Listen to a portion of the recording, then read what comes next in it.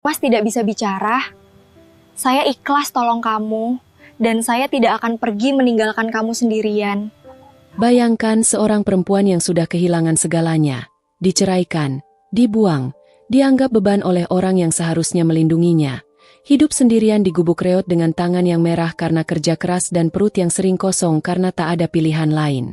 Lalu suatu subuh, di antara semak dan kegelapan, ia menemukan seseorang yang tergeletak penuh luka, tak bersuara, tak berdaya. Siapa sangka, pria bisu yang ia rawat dengan sisa nasi dan kain bekas itu, menyimpan rahasia sebesar langit. Dan ketika pria itu tiba-tiba menyebut namanya, dunia mereka berdua tidak akan pernah sama lagi. Sahabat semuanya, sebelum kita mulai cerita ini, semoga yang subscribe channel ini dimudahkan segala urusannya, dilapangkan rezekinya, disehatkan badannya, dan dikabulkan semua hajat dunia akhirat oleh Allah Subhanahu wa Ta'ala. Sekarang mari mulai ceritanya. Intan tidak pernah tahu bahwa hari itu akan menjadi hari terakhir ia dipanggil sebagai seorang istri. Pagi itu udara masih dingin.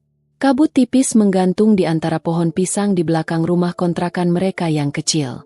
Intan sudah bangun sejak subuh, menanak nasi dengan kayu bakar karena kompor gasnya sudah 2 minggu mati kehabisan isi. Tangannya merah karena asap, matanya perih, tapi ia tetap mengaduk, tetap berdiri, tetap mencoba. Ia selalu mencoba. Suaminya, Dodi, masih tidur saat nasi sudah matang. Intan menyiapkan piring, meletakkan lauk seadanya, sepotong tempe goreng dan sambal yang ia ulek sendiri pagi-pagi. Ia mengetuk pintu kamar pelan. "Mas, sarapan dulu." Tidak ada jawaban. Ia mengetuk lagi. Kali ini lebih keras. Pintu terbuka dengan kasar. Dodi keluar dengan wajah kusut dan mata yang menyipit seperti orang marah dari mimpi buruk. Ia menatap meja makan sedetik, lalu membuang muka. "Tempe lagi." "Maaf mas, kemarin belum sempat ke pasar karena..." "Intan." Dodi memotong. Suaranya datar, dingin, bukan marah. Lebih buruk dari marah. "Duduk." Intan duduk. Jantungnya mulai berdenyut lebih cepat dari biasanya. Ada sesuatu di nada suara Dodi yang berbeda pagi itu. Sesuatu yang membuat perut Intan terasa seperti diisi batu. Dodi mengeluarkan selembar kertas dari laci meja. Ia menaruhnya di hadapan Intan tanpa bicara. Intan memandang kertas itu. Tangannya gemetar saat ia mulai membaca. Surat cerai. Sudah ditandatangani. Sudah ada cap. Sudah selesai diurus. Tanpa sepengetahuannya. Ini. Suara Intan nyaris tidak keluar. "Kita sudah 3 tahun. Intan. Tidak ada anak. Kamu tidak bisa kerja yang benar. Setiap bulan aku yang nanggung semuanya. Dan aku lelah." Dodi berkata seperti sedang menjelaskan alasan ia tidak mau makan tempe. "Ringan. Tanpa beban. Kamu beban. Aku tidak bisa terus begini." Kata itu menghantam Intan tepat di dada. Beban. Ia ingin membantah. Ia ingin mengatakan bahwa ia sudah mencuci baju orang dari rumah ke rumah untuk tambah penghasilan. Ia ingin mengatakan bahwa ia sudah menjual gelang pemberian ibunya untuk bayar kontrakan bulan lalu. Ia ingin mengatakan bahwa ketidakhadiran anak bukan sepenuhnya salahnya. Dokter bilang mereka berdua perlu periksa lebih lanjut. Tapi Dodi tidak pernah mau. Tapi Intan diam. Karena perempuan seperti dia sudah terlalu sering diajarkan bahwa suaranya tidak penting. Hari itu juga Intan keluar dari kontrakan dengan satu tas kresek hitam berisi baju, seadanya dan sendal jepit yang sudah mulai putus di sisi kanan. Ia tidak menangis di depan Dodi. Ia menunggu sampai sudah jauh dari gang kontrakan itu. Sudah sampai di jalan besar yang ramai. Baru air matanya jatuh. Tapi tidak lama. Intan menghapus air matanya dengan punggung tangan. Ia tidak boleh menangis terlalu lama. Menangis tidak memberinya makan malam. Intan kembali ke desa asalnya, Desa Karangsari, tempat yang sudah lama ia tinggalkan sejak menikah. Ibunya sudah meninggal 2 tahun lalu. Rumah peninggalan ibunya sudah hampir roboh.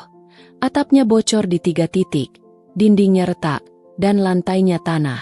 Tapi itu satu-satunya tempat yang bisa ia sebut miliknya. Warga desa menyambutnya dengan bisik-bisik yang lebih keras dari sambutan sesungguhnya. Pulang juga akhirnya. Diceraikannya. Kasihan, umur segitu sudah janda. Belum punya anak lagi. Makanya jadi istri yang baik. Jangan sampai suami kabur. Intan mendengar semuanya. Ia memilih menunduk dan berjalan terus. Di desa itu ia memulai hidup dari nol yang paling bawah. Pagi mencuci baju tetangga, siang membantu di ladang singkong milik Bu Darmi dengan upah yang lebih sering dibayar dengan beras daripada uang. Malam ia makan dengan lauk garam jika tidak ada sisa dari siang. Tapi ia tidak pernah meminta belas kasihan. 3 bulan berjalan seperti itu. Keras, sepi, dan sunyi.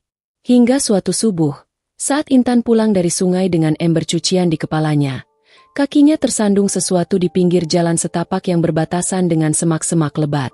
Ia hampir jatuh. Ia menyingkap semak itu dengan tangan, siap memaki batu atau batang kayu yang menghalangi jalannya. Tapi yang ia temukan bukan batu. Seorang pria tergeletak di sana. Tubuhnya panjang, bahunya lebar, tapi kondisinya mengerikan. Bajunya robek di beberapa bagian, ada bekas luka bakar di lengan kanannya, darah mengering di pelipisnya, dan wajahnya pucat seperti kapur. Tapi dadanya masih naik turun. Ia hidup. Intan menjatuhkan ember cuciannya. Air berhamburan membasahi tanah. Ia berlutut, memegang pergelangan tangan pria itu, merasakan denyutnya. Lemah, tapi ada. Pria itu membuka mata pelan-pelan. Matanya gelap, dalam, dan penuh dengan sesuatu yang tidak bisa Intan artikan waktu itu. Bukan ketakutan. Bukan kesakitan saja. Ada sesuatu yang lain.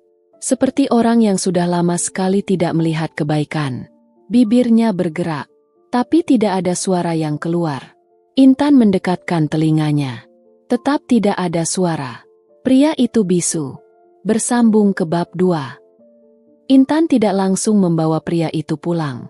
Ia berdiri dulu selama beberapa detik, menatap tubuh yang tergeletak di depannya, lalu menatap jalan desa yang masih sepi karena matahari belum benar-benar naik. Pikirannya berputar cepat. Ia perempuan sendiri. Ia janda yang sudah jadi bahan omongan. Ia tidak punya uang, tidak punya koneksi, dan gubuknya saja hampir roboh. Membawa pria asing yang tidak dikenal ke rumahnya adalah keputusan paling bodoh yang bisa ia ambil pagi itu. Ia tahu itu, tapi matanya kembali turun ke wajah pria itu. Darah mengering di pelipisnya sudah menghitam. Bibirnya pecah-pecah. Dan di antara semua rasa sakit yang terpancar dari tubuh itu, ada satu hal yang membuat Intan tidak bisa bergerak pergi. Pria itu tidak meminta tolong. Ia hanya menatap Intan dengan mata yang menyerah. Seperti orang yang sudah terlalu lama berharap lalu berhenti berharap sama sekali. Tatapan itu bukan tatapan orang yang memohon. Itu tatapan orang yang sudah pasrah kalaupun ia akan ditinggalkan. Dan Intan pernah merasa seperti itu. 3 bulan lalu, saat ia duduk di pinggir jalan besar dengan tas kresek di tangan dan sendal jepit putus di kakinya, ia menatap orang-orang yang lalu lalang dengan tatapan yang persis sama. Pasrah, tidak mengharapkan siapapun berhenti. Tidak ada yang berhenti waktu itu. Intan mengembuskan napas panjang. Ia berlutut lagi, memasukkan tangannya ke bawah punggung pria itu, mencoba mengangkatnya duduk. Pria itu berat. Bahunya 3 kali lebar bahu Intan. Tapi dengan sekuat tenaga Intan menariknya, memapahnya berdiri, membiarkan lengan pria itu tersampir di bahunya meski tubuh Intan sendiri nyaris tumbang menahan beban. Mereka berjalan pelan. Sangat pelan. Seperti 2 orang yang sama-sama terluka. Intan membawa pria itu masuk ke gubuknya sebelum ada tetangga yang bangun dan melihat. Ia menidurkannya di tikar yang ia gelar di sudut ruangan, mengganjal kepalanya dengan sarung yang terlipat. Lalu ia mengambil air dari gentong, merobek kain bekas yang sudah tidak terpakai, dan mulai membersihkan luka di pelipis pria itu dengan tangan gemetar. Pria itu tidak bersuara, tidak mengerang, tidak mengeluh. Ia hanya menatap langit-langit gubuk yang berlubang di satu sudutnya. Mas tidak apa-apa. Intan berbisik, lebih ke dirinya sendiri daripada ke pria itu. Tidak ada jawaban. Tentu saja tidak ada. Intan bekerja sampai matahari benar-benar naik. Luka bakar di lengan pria itu cukup dalam, tapi tidak sampai kondisi yang membutuhkan jahitan. Lebam di perutnya luas, seperti bekas tendangan berulang. Tulangnya sepertinya tidak ada yang patah karena pria itu masih bisa menggerakkan tangan dan kakinya pelan-pelan, meski dengan ringisan yang ia tahan sekuat tenaga. Siapapun yang melakukan ini, mereka melakukannya dengan sangat sengaja. Intan tidak berani memikirkan lebih jauh dari itu. Saat tetangga sebelah, Bu Lastri, lewat di depan gubuk dan mengintip dari celah pintu yang tidak tertutup rapat, Intan langsung tahu masalah baru sudah datang. Itu siapa, Tan? Bu Lastri berdiri di ambang pintu, matanya lebar. Orang sakit, Bu. Saya temukan di jalan tadi subuh. Kamu gila? Bu Lastri masuk tanpa dipersilakan, mendekati pria itu, menatapnya dari atas ke bawah. Kamu tidak kenal dia. Bisa jadi penjahat. Bisa jadi maling yang babak belur kena masa. Atau bisa jadi orang baik yang lagi sial, Bu. Bu Lastri mendengus. Kamu perempuan sendiri, Tan. Kalau dia bangun terus berbuat macam-macam, siapa yang mau bantu kamu? Intan tidak menjawab. Ia melanjutkan membalut lengan pria itu dengan kain yang sudah ia basahi dan peras. Bu Lastri pergi dengan muka masam, dan Intan tahu dalam 1 jam seluruh desa sudah akan tahu ada pria asing di gubuk si janda miskin Intan. Benar saja, belum sampai siang, sudah 3 orang yang datang bergantian. Ada yang pura-pura mau meminjam garam, ada yang pura-pura lewat lalu mengintip dari jendela. Pak Wardi, ketua RT yang suaranya selalu lebih keras dari otaknya, bahkan datang langsung dan berdiri di depan pintu dengan tangan terlipat di dada. Intan, ini tidak bisa dibiarkan. Kamu harus bawa dia ke puskesmas atau kemana saja, tapi tidak bisa di sini. Puskesmas jauh. Pak, saya tidak punya ongkos. Itu bukan urusan saya. Saya tidak minta bantuan Bapak. Saya cuma minta jangan diusik. Pak Wardi menatap Intan dengan tatapan yang sering dipakai orang-orang berkuasa di desa kecil saat berhadapan dengan orang yang tidak punya apa-apa. Tatapan yang mengatakan, kamu tidak punya hak untuk membantah. Tapi Intan balik menatap. Tidak bergeser. Pak Wardi akhirnya pergi sambil bergumam sesuatu yang tidak jelas. Intan menutup pintu.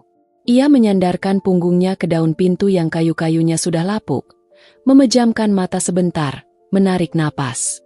Saat ia membuka mata, pria itu sedang menatapnya dari tikar. Mata mereka bertemu. Intan tidak tahu kenapa, tapi ada rasa yang aneh di dada saat bertatapan dengan mata gelap itu. Bukan takut, bukan juga nyaman sepenuhnya. Lebih seperti perasaan bahwa ada sesuatu di balik tatapan itu yang belum selesai. Sesuatu yang besar. Sesuatu yang Intan belum tahu tapi seperti sudah menunggu untuk ditemukan. Ia menggeleng pelan, membuang pikiran itu jauh-jauh. Mas lapar. Intan berjalan ke dapur kecilnya. Ada nasi sisa. Tidak banyak, tapi cukup. Pria itu tidak menjawab. Tentu saja. Tapi untuk pertama kalinya sejak Intan menemukannya tadi subuh, sudut bibirnya bergerak sangat tipis ke atas.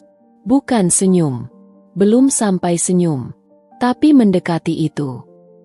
Hari pertama berlalu dengan sunyi. Pria itu tidur hampir sepanjang hari, dan Intan membiarkannya.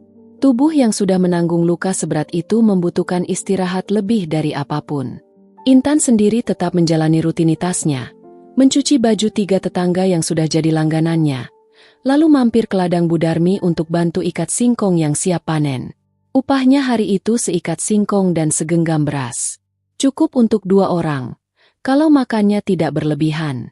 Saat Intan pulang sore itu, pria itu sudah duduk. Punggungnya bersandar ke dinding, kakinya diluruskan ke depan. Matanya memandang ke arah jendela kecil yang kacanya sudah retak separuh. Cahaya sore masuk dari sela-sela retakan itu, jatuh ke lantai tanah dalam garis-garis tipis keemasan. Intan berdiri di ambang pintu sebentar, memandang pria itu dari belakang. Dari posisi duduknya, terlihat jelas bahwa pria ini bukan orang sembarangan.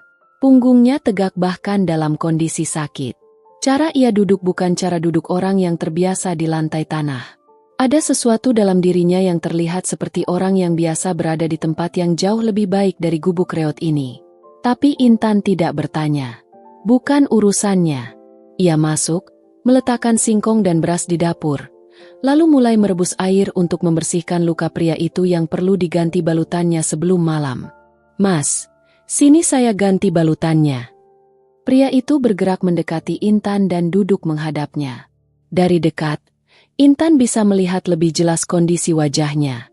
Lebam di pipi kirinya sudah mulai berubah warna dari ungu gelap ke kuning kehijauan, pertanda mulai sembuh. Tapi luka di pelipisnya masih perlu diperhatikan. Intan membuka balutan lama dengan hati-hati. Pria itu tidak berkedip, tidak meringis, hanya memandang tangan Intan bekerja dengan ekspresi yang sulit dibaca. "Mas tidak kesakitan?" Intan bergumam. Pria itu menggeleng pelan. "Bohong," kata Intan datar. "Ini pasti sakit. Tidak apa-apa kalau mau meringis. Tidak ada yang lihat." Sudut bibir pria itu bergerak lagi. Tipis, sama seperti tadi pagi. Intan membersihkan luka itu dengan teliti, mengoleskan minyak kelapa yang ia panaskan sebentar, lalu membalutnya kembali dengan kain yang sudah ia rebus agar bersih. Saat tangannya menekan balutan terakhir, pria itu tiba-tiba menyentuh pergelangan tangan Intan. Intan langsung mematung. Bukan sentuhan yang mengancam. Tangan itu hanya melingkar pelan di pergelangan tangan Intan. Lalu pria itu menundukkan kepalanya sedikit. Sangat pelan. Sangat hati-hati. Seperti orang yang sudah lama tidak melakukan gerakan itu dan takut melakukannya dengan salah. Ia membungkuk. "Berterima kasih." Tenggorokan Intan terasa aneh. Ia menarik tangannya pelan dan berpaling ke dapur. "Tidak usah begitu. Makan dulu, sudah sore." Malam itu mereka makan dalam diam. Singkong rebus dan nasi putih dengan garam. Tidak ada yang lain. Intan meletakkan piring di depan pria itu dengan sedikit rasa malu karena lauk yang ia hidangkan semiskin itu. Tapi pria itu makan tanpa ekspresi meremehkan. Ia makan dengan pelan dan tuntas, sampai piringnya bersih. Setelah makan, Intan membereskan piring sambil berpikir tentang satu hal yang belum terpecahkan. Nama. Ia tidak tahu nama pria ini. Dan pria ini tidak bisa mengatakannya. Tidak ada barang bawaan, tidak ada dompet, tidak ada kartu identitas apapun yang ditemukan saat Intan menemukannya tadi subuh. Entah memang tidak dibawa atau sudah diambil oleh orang yang menyerangnya. "Mas." Intan berdiri di depannya sambil mengeringkan tangan dengan kain lap. "Saya tidak tahu nama Mas." "Mas bisa tulis." Pria itu memandang sekeliling. Intan mengambil arang sisa dari tungku, mematahkan satu batang kecil, lalu memberikannya bersama sepotong kertas bekas bungkus gula yang ia simpan di laci. Pria itu menerima keduanya. Ia memandang kertas itu sebentar. Lama. Sangat lama. Lalu ia menulis sesuatu dengan lambat, seperti orang yang tangannya belum sepenuhnya pulih. Ia menyerahkan kertas itu ke Intan. Di sana tertulis satu kata. Tulisannya tidak rapi, sedikit gemetar, tapi terbaca jelas. "Ren." Intan membaca itu dengan pelan. "Ren." Ia mendongak. Nama lengkapnya. Pria itu menggeleng, lalu menunjuk tulisan itu lagi, seolah mengatakan bahwa untuk sekarang, itu saja yang bisa ia berikan. Intan mengangguk. "Baik, Mas Ren." Malam itu Intan tidur di sudut ruangan yang lain, dipisahkan oleh lemari kayu tua yang sudah tidak punya pintu. Sebelum memejamkan mata, ia menatap langit-langit gubuknya yang berlubang, melihat 1-2 bintang dari sela-sela lubang itu. Ia memikirkan keputusannya hari ini, membawa orang asing ke rumah, menolak Pak Wardi, mengabaikan bisik-bisik Bu Lastri. Semua pilihan yang salah di mata orang lain. Tapi anehnya, untuk pertama kalinya dalam 3 bulan terakhir, dada Intan tidak terasa seberat biasanya. Ada sesuatu yang berbeda. Bukan bahagia. Belum sampai ke sana. Tapi tidak sepenuhnya kosong juga. Mungkin karena hari ini, untuk pertama kalinya sejak diceraikan, ada satu hal kecil yang ia lakukan bukan untuk menyenangkan orang lain. Bukan untuk menghindari omongan tetangga. Bukan karena terpaksa. Ia melakukannya karena ia memilih. Di sudut ruangan yang lain, Mas Ren sudah tertidur. Napasnya teratur. Wajahnya lebih tenang dari saat Intan menemukannya tadi subuh. Intan memejamkan mata. Di luar, angin malam bergerak di antara pohon bambu di belakang gubuk, mengeluarkan suara gemerisik yang perlahan terasa seperti nyanyian pengantar tidur paling sederhana yang pernah ada. Minggu pertama berjalan seperti air yang mengalir di sela batu. Pelan, tanpa banyak suara, tapi terus bergerak. Mas Ren mulai bisa berdiri sendiri di hari ketiga. Awalnya hanya sampai ke pintu, lalu ke sumur di halaman belakang, lalu perlahan sampai ke ujung kebun kecil di samping gubuk yang sudah lama tidak terurus.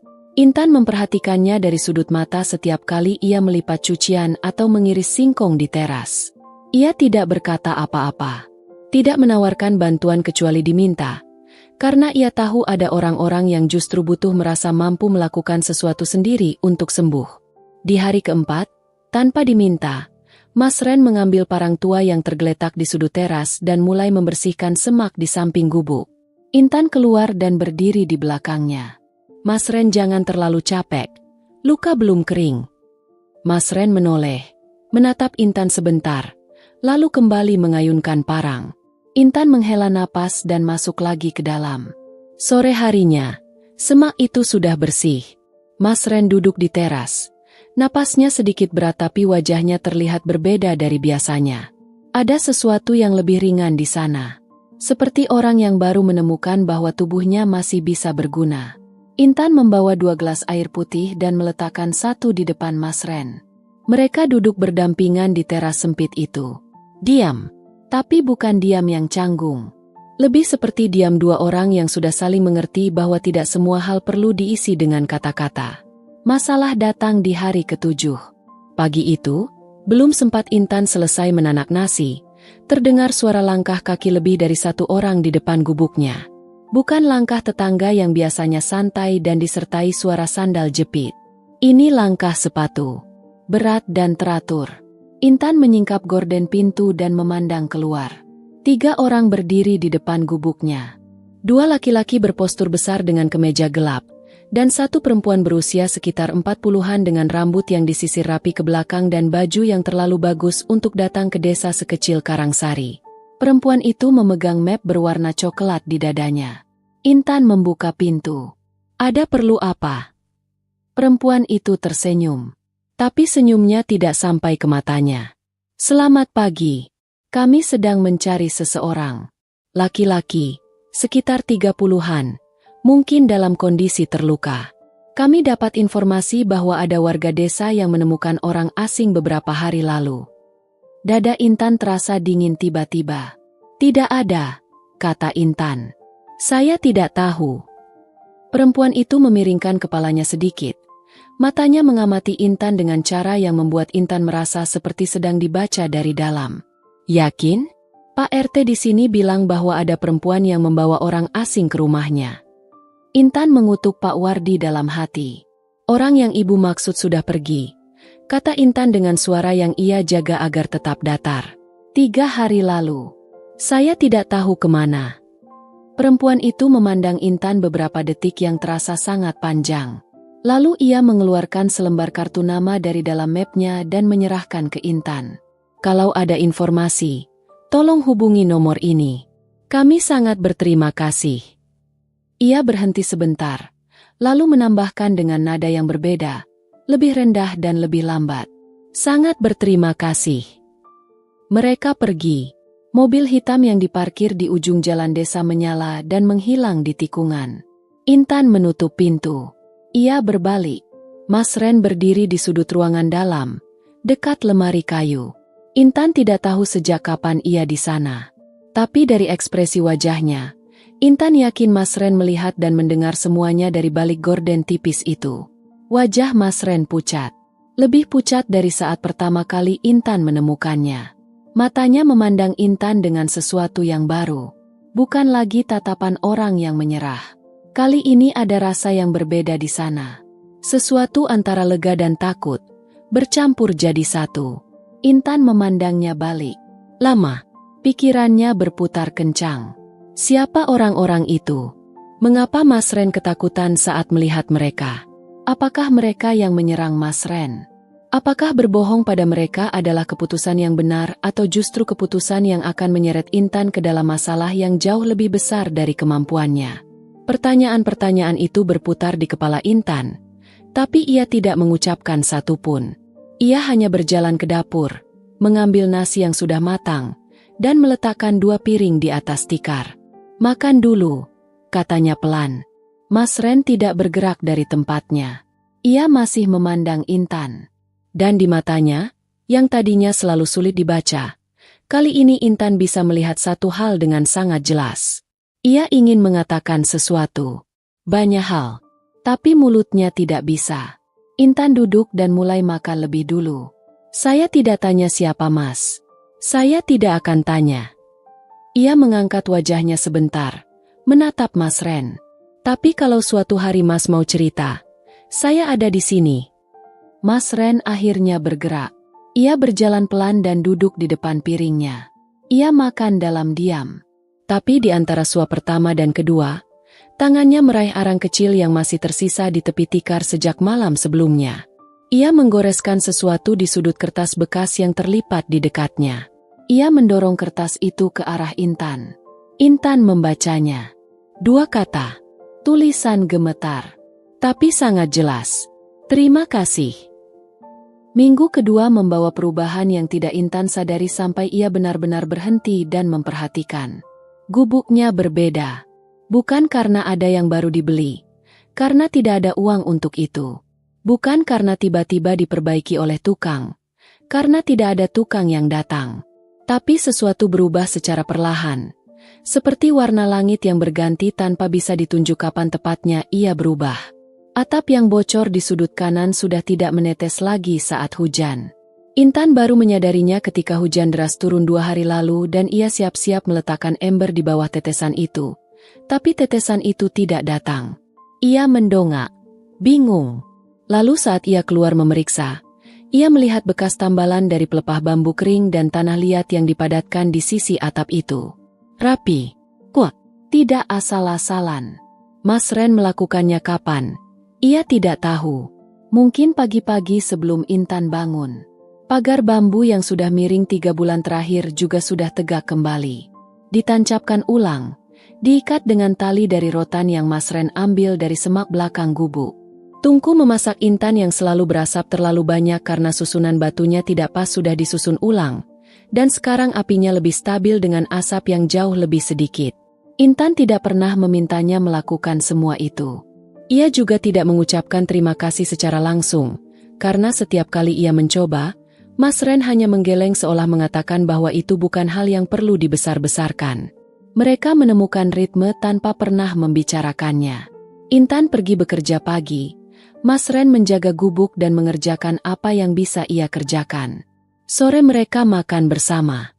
Malam Intan kadang berbicara sendiri tentang hal-hal kecil, tentang Bu Darmi yang pelit menimbang singkong, tentang cucian Bu Ratmi yang selalu ada noda bandel di kerah bajunya, tentang langit yang terlihat seperti akan hujan besok. Dan Mas Ren mendengarkan. Dengan cara yang membuat Intan merasa didengar lebih dari siapapun yang pernah ada dalam hidupnya. Termasuk mantan suaminya. Di hari ke-10, Intan melakukan kesalahan kecil yang hampir ia sesali. Ia pulang lebih cepat dari biasanya karena Bu Darmi sakit dan panen ditunda. Saat ia masuk ke gubuk, Mas Ren sedang duduk di dekat jendela dengan punggung membelakangi pintu. Di tangannya ada sesuatu yang Intan tidak langsung kenali. Sebuah benda kecil, tipis, berwarna gelap. Intan melangkah mendekat tanpa sengaja menginjak papan lantai yang selalu berbunyi kalau diinjak. Mas Ren langsung berbalik. Dan dalam satu gerakan yang sangat cepat untuk orang yang baru pulih dari luka, ia menyembunyikan benda itu di balik punggungnya. Mereka berpandangan. Intan berdiri diam. Mas Ren tidak bergerak. Lalu Intan berjalan ke dapur tanpa berkata apapun. Ia mengambil air minum, menuangnya ke gelas, dan meminumnya pelan-pelan sambil membelakangi ruangan. Jantungnya berdenyut lebih keras dari yang seharusnya. Benda apa itu? Kenapa disembunyikan? Kenapa gerakannya secepat itu untuk orang yang katanya masih dalam pemulihan? Pertanyaan-pertanyaan itu berputar. Tapi Intan menelannya bersama air minum itu. Malam harinya, saat Intan sudah hampir tertidur, Terdengar suara gemerisik pelan dari sisi ruangan tempat Mas Ren tidur. Intan membuka mata sedikit dari balik lemari kayu. Dalam gelap yang hanya diterangi satu lilin kecil, ia melihat Mas Ren duduk dengan punggung ke dinding, memandang benda kecil itu di tangannya. Dari sudut yang berbeda dan dengan cahaya lilin yang jatuh dari samping, kali ini Intan bisa melihat lebih jelas. Sebuah foto kecil sudah lusuh di pinggirnya.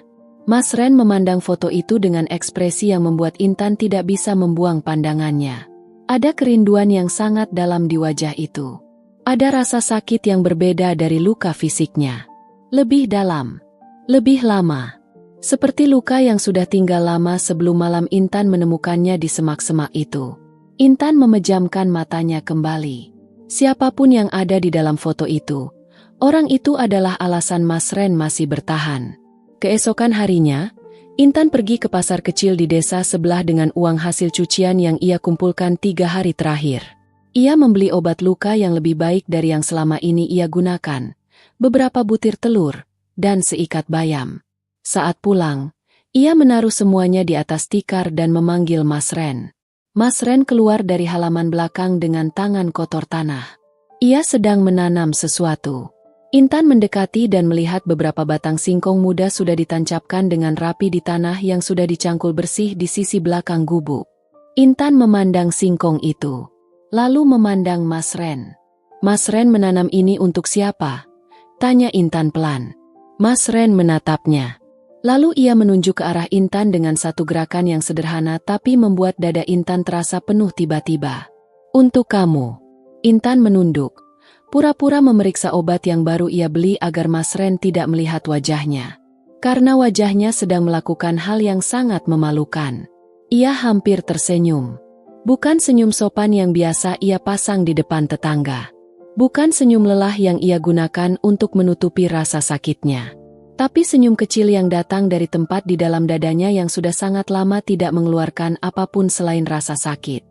Senyum yang bahkan ia sendiri tidak siap untuk merasakannya lagi. Hujan turun deras malam itu.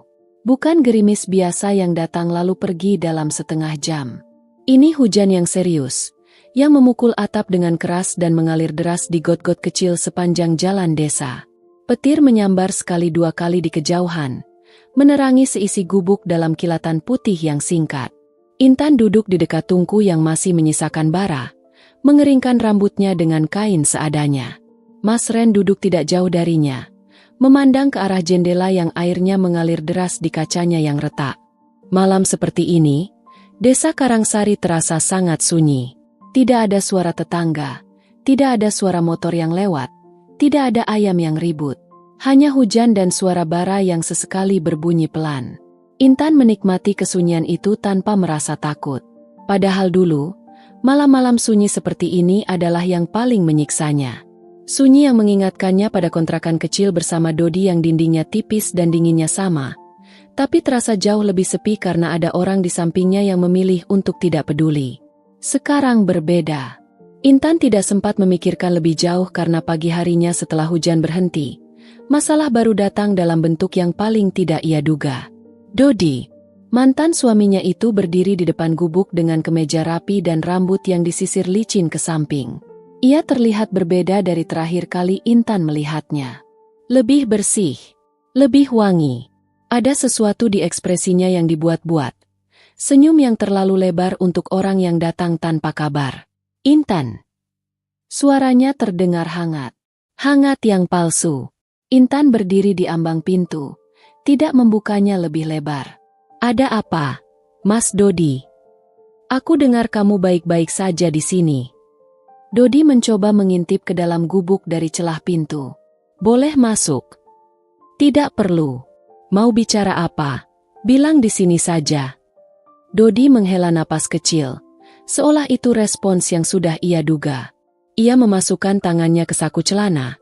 Gaya yang selalu ia pakai saat mencoba terlihat santai padahal sedang menyiapkan sesuatu. Aku dengar kamu menampung orang asing di sini. Laki-laki. Matanya mencoba mengintip lagi. Aku khawatir. Intan hampir tertawa. Khawatir? Kamu perempuan sendiri, Intan. Aku merasa bersalah melepasmu begitu saja. Aku mau.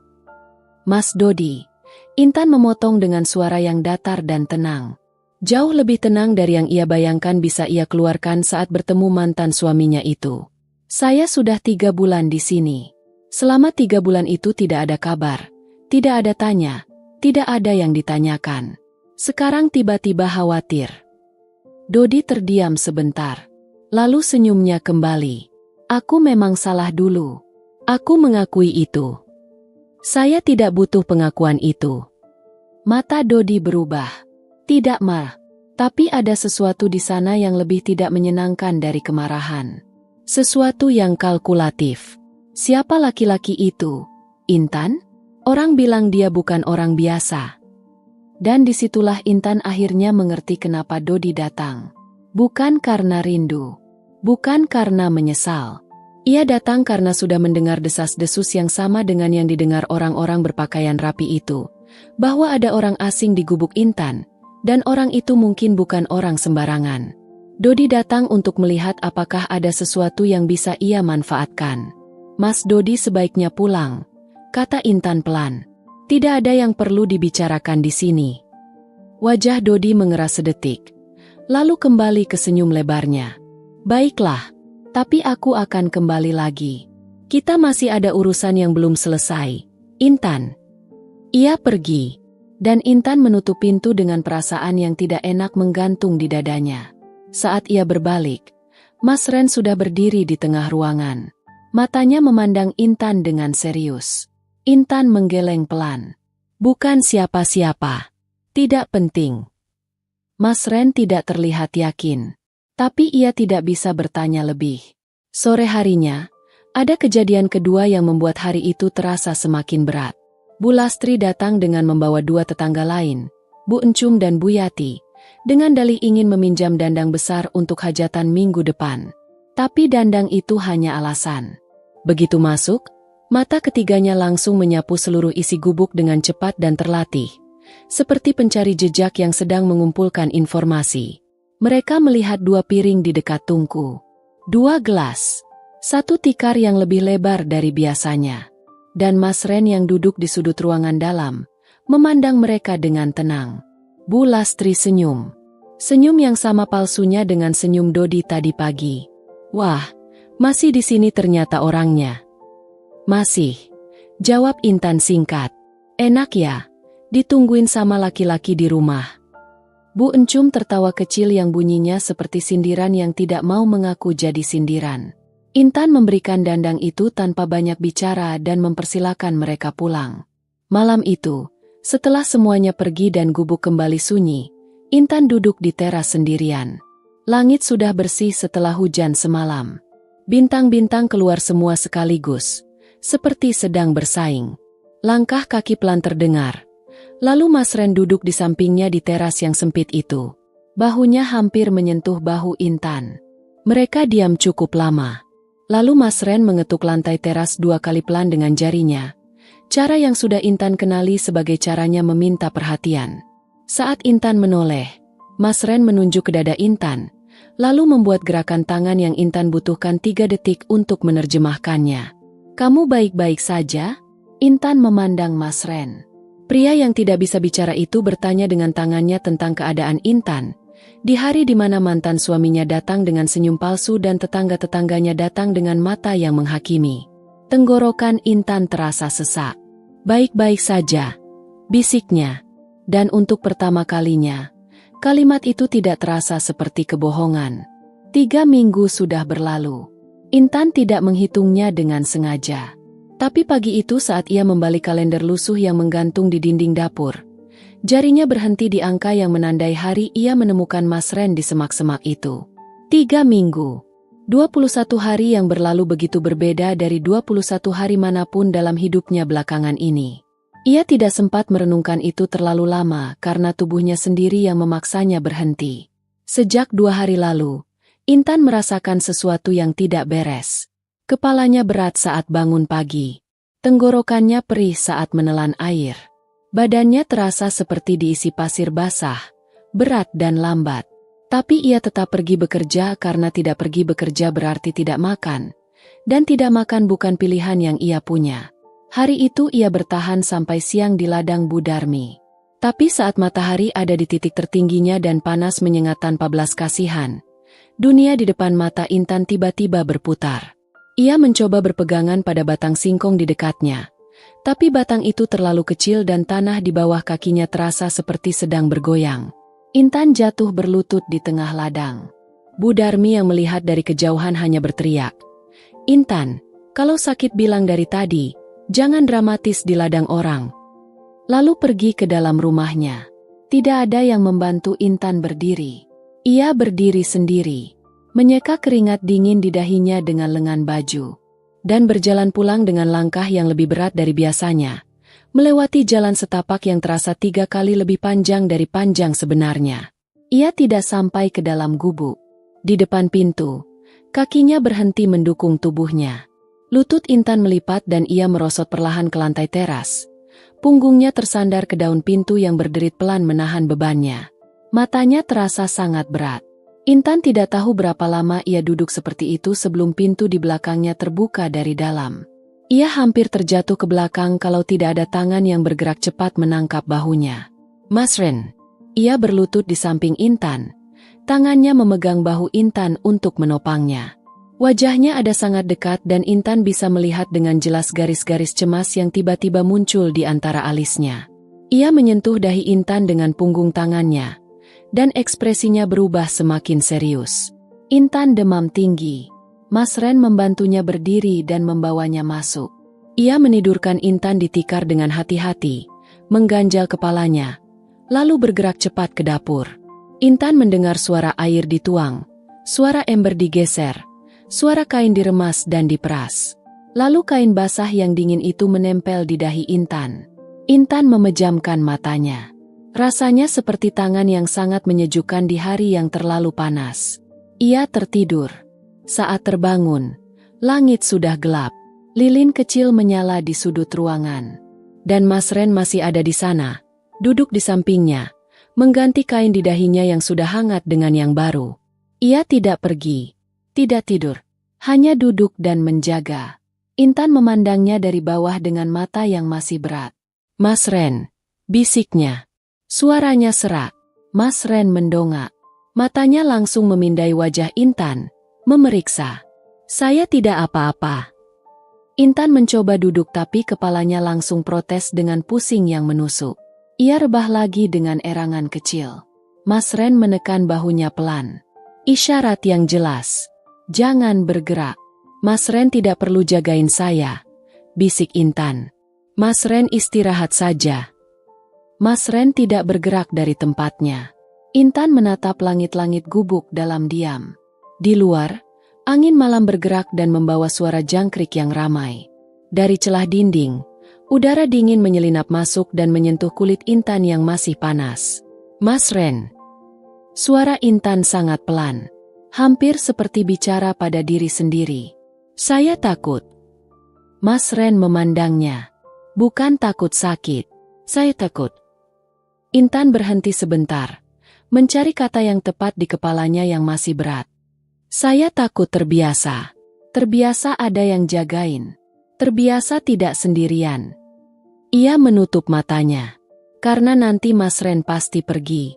Semua orang pergi. Keheningan menggantung di antara mereka.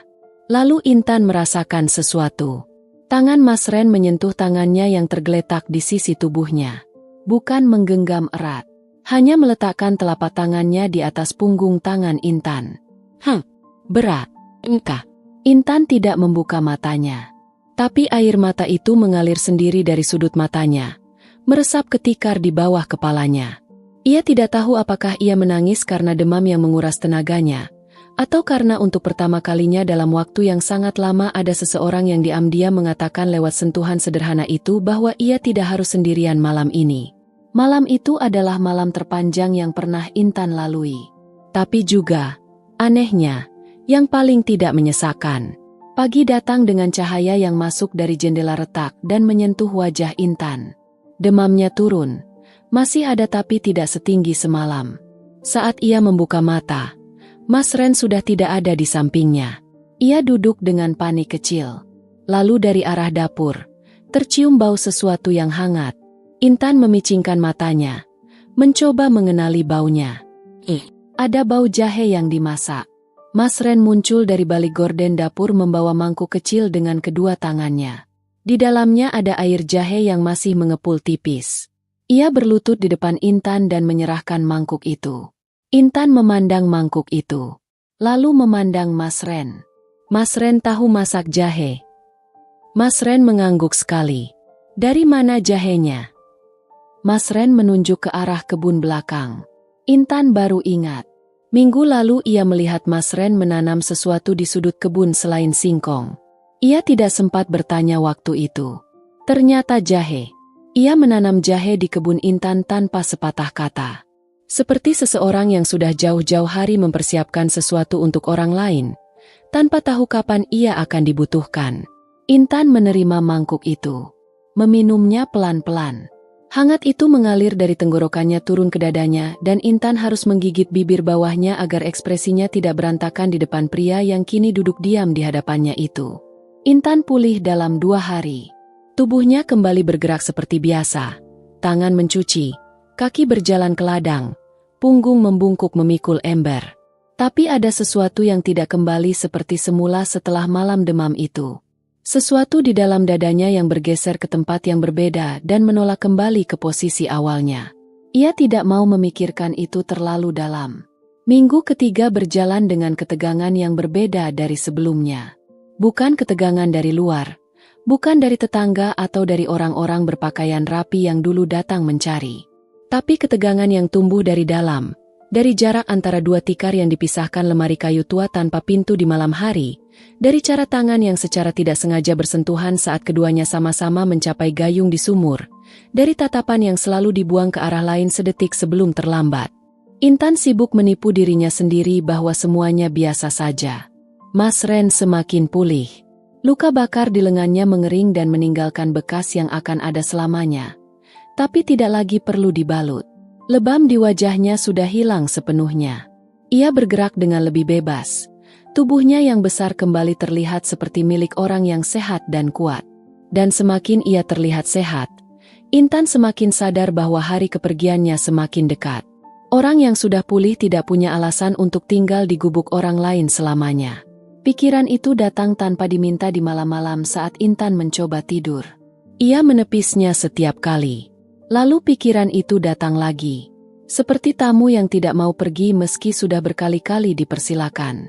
Hari itu Intan memutuskan untuk pergi ke pasar desa sebelah yang hanya buka 2 kali seminggu. Ia perlu menjual beberapa ikat singkong dari kebun belakang yang sudah cukup besar untuk dipanen, dan membeli minyak goreng yang sudah habis sejak 3 hari lalu. Perjalanannya memakan waktu hampir sejam pulang pergi dengan jalan kaki. Ia berangkat pagi, meninggalkan Mas Ren di gubuk. Pasar berjalan lancar. Singkongnya laku dengan harga yang cukup wajar dari pedagang yang sudah mengenalnya. Intan membeli minyak goreng, sedikit cabai, dan 1 ikat kangkung. Masih ada sisa uang receh yang ia masukkan ke dalam saku kain di pinggangnya dengan hati-hati. Perjalanan pulang dimulai dengan langkah yang ringan. Tapi setengah jalan menuju desa, langit yang tadinya putih bersih berubah abu-abu dalam waktu yang sangat cepat. Angin datang dari arah barat, kencang dan dingin, membawa bau tanah basah yang selalu mendahului hujan lebat di daerah itu. Intan mempercepat langkahnya. Hujan lebih cepat darinya. Air turun tiba-tiba dan deras. Bukan gerimis tapi langsung deras tanpa peringatan. Jalan setapak yang tadinya berdebu berubah licin dalam hitungan menit. Intan berlari kecil sambil memeluk kantong belanjaannya, mencoba melindungi isinya dari air. Rambutnya basah kuyup dalam 2 menit. Bajunya menempel ke kulit karena air. Jarak yang tersisa masih 20 menit berjalan. Intan terus berlari. Ia tidak melihat akar pohon yang menonjol di pinggir jalan setapak itu, tersembunyi di bawah genangan air yang tiba-tiba. Kakinya tersangkut, tubuhnya oleng ke depan, dan ia jatuh dengan lutut menghantam tanah basah dan telapak tangannya mencoba menahan badan. Kantong belanjaannya terlempar. Minyak gorengnya tidak pecah karena plastiknya tebal, tapi cabai dan kangkungnya berhamburan ke tanah yang basah. Intan duduk di tanah basah itu sebentar. Air hujan turun ke wajahnya, bercampur dengan sesuatu yang panas dari sudut matanya yang tidak ia sadari datangnya. Ia menangis. Bukan karena jatuh. Bukan karena belanjaan yang berantakan. Tapi karena tubuhnya yang lelah dan tiba-tiba tidak punya cukup kekuatan lagi untuk berpura-pura bahwa semuanya baik-baik saja. Bahwa ia baik-baik saja. Bahwa menjadi sendirian dan kuat itu tidak melelahkan. Ia mengumpulkan belanjaan dengan tangan gemetar dan melanjutkan perjalanan. Saat gubuknya terlihat dari kejauhan, ada bayangan besar berdiri di depan pintu. Mas Ren. Ia berdiri di teras dengan kepala mendongak ke arah Intan datang. Dan begitu melihat Intan berjalan dengan basah kuyup dan pincang kecil karena lututnya yang terluka, ia langsung melangkah turun dari teras menuju Intan. Ia mengambil kantong belanjaan dari tangan Intan tanpa bertanya. Lalu tangannya memegang lengan Intan, memapahnya masuk ke dalam gubuk. Intan terlalu lelah untuk menolak. Di dalam, Mas Ren mendudukkan Intan di tikar, mengambil kain kering dan memberikannya. Lalu ia berlutut di depan Intan dan memeriksa lutut yang terluka. Tidak parah, hanya lecet dan sedikit membiru. Ia mengambil minyak kelapa dan mengoleskannya dengan sangat hati-hati. Intan memandang ubun-ubun kepalanya yang menunduk di depannya. Tenggorokannya sesak. Lalu tanpa peringatan, tanpa didahului tanda apapun, Mas Ren mendongakkan kepalanya. Matanya menatap wajah Intan dari jarak yang sangat dekat. Dan bibirnya bergerak. Kali ini, ada suara yang keluar. Suara itu serak, berat. Seperti sesuatu yang sudah lama terkurung dan baru pertama kali menemukan jalannya keluar. Hanya satu kata. Satu nama. Tapi diucapkan dengan cara yang membuat seluruh waktu di dalam gubuk itu terasa seperti berhenti berputar. Intan. Intan membeku. Jantungnya berhenti 1 detik lalu berdegup 2 kali lebih keras dari biasanya. Matanya melebar memandang pria di depannya yang kini menatapnya dengan ekspresi yang tidak bisa ia artikan. Serius, dalam, dan penuh dengan sesuatu yang sudah lama sekali menunggu untuk akhirnya dikeluarkan. Ia tahu namanya. Bukan karena Intan pernah memperkenalkan diri. Mereka tidak pernah bertukar nama saat pertama kali bertemu. Intan menemukan pria itu tidak sadarkan diri. Tidak ada yang memperkenalkan Intan padanya. Tidak ada yang memanggil nama Intan di depannya. Tapi ia tahu. Mas Ren. Suara Intan keluar sangat pelan. Bagaimana Mas bisa tahu nama saya? Mas Ren memandangnya. Di matanya ada jawaban yang belum bisa ia keluarkan sepenuhnya. Bukan karena tidak mau. Tapi seperti ada terlalu banyak hal yang harus keluar sekaligus dan ia tidak tahu dari mana harus memulai. Bibirnya bergerak lagi. Lebih pelan. Lebih berat. Maaf. Hanya itu. Dan entah kenapa, kata maaf itu terasa lebih besar dari yang bisa ditampung oleh gubuk kecil yang dindingnya retak dan atapnya pernah bocor itu. Malam itu tidak ada yang tidur. Intan duduk di sisi kanannya, membelakangi lemari kayu tua, memandang lilin yang menyala di sudut ruangan. Apinya kecil dan tenang, tidak bergerak karena tidak ada angin masuk malam itu. Seisi gubuk terasa seperti ditahan napasnya sendiri, menunggu sesuatu yang belum tahu bentuknya. Mas Ren duduk di sisi yang lain, punggungnya ke dinding, kedua lututnya ditekuk ke dada. Ia memandang lantai tanah di depannya dengan ekspresi orang yang sedang mengumpulkan sesuatu dari dalam dirinya, mengumpulkan keberanian atau kata-kata atau mungkin keduanya sekaligus. Intan tidak memaksanya bicara. Ia hanya menunggu. Seperti yang selalu ia lakukan sejak awal. Akhirnya Mas Ren menggerakkan tangannya, mengambil arang dari sudut dekatnya, dan mulai menulis di lantai tanah yang permukaannya cukup halus untuk dijadikan papan tulis sementara. Tulisannya lebih lambat dari biasanya. Lebih hati-hati. Seperti setiap huruf yang ia goreskan menanggung beban yang tidak ringan. Intan mendekat dan membaca. Nama saya Arendra. Saya dengar nama kamu dari warga desa saat pertama kali sadar. Mereka menyebut nama kamu saat berdebat apakah akan memanggil kamu atau tidak. Saya ingat nama itu sejak awal tapi saya tidak bisa bicara. Intan membaca tulisan itu 2 kali. Arendra. Ia mengucapkan nama itu pelan, merasakan bunyinya di bibirnya sendiri. Berbeda dari Mas Ren yang sudah terbiasa. Lebih berat, lebih nyata. Mas Ren. Arendra, mengangguk pelan. Intan memandangnya. Lalu kenapa tadi bilang maaf? Arendra menggoreskan lagi di tanah. Karena saya membiarkan kamu melindungi saya tanpa tahu siapa saya. Itu tidak adil untuk kamu. Intan terdiam membaca kalimat itu. Ia menarik napas pelan. Saya tidak butuh tahu siapa Mas untuk memutuskan menolong. Saya menolong karena saya mau, bukan karena saya tahu Mas siapa. Arendra memandangnya dengan cara yang membuat Intan tidak nyaman. Bukan tatapan yang mengancam, tapi tatapan yang terlalu dalam. Seperti sedang membaca sesuatu di dalam diri Intan yang bahkan Intan sendiri tidak tahu ada di sana. Ia menulis lagi. Orang-orang yang datang mencari saya. Mereka berbahaya. Dengan saya di sini, kamu dalam bahaya juga. Dada Intan terasa dingin membaca itu. Tapi ia tidak menunjukkannya. Saya sudah tahu itu dari awal. Arendra mengangkat kepalanya. Tampak terkejut.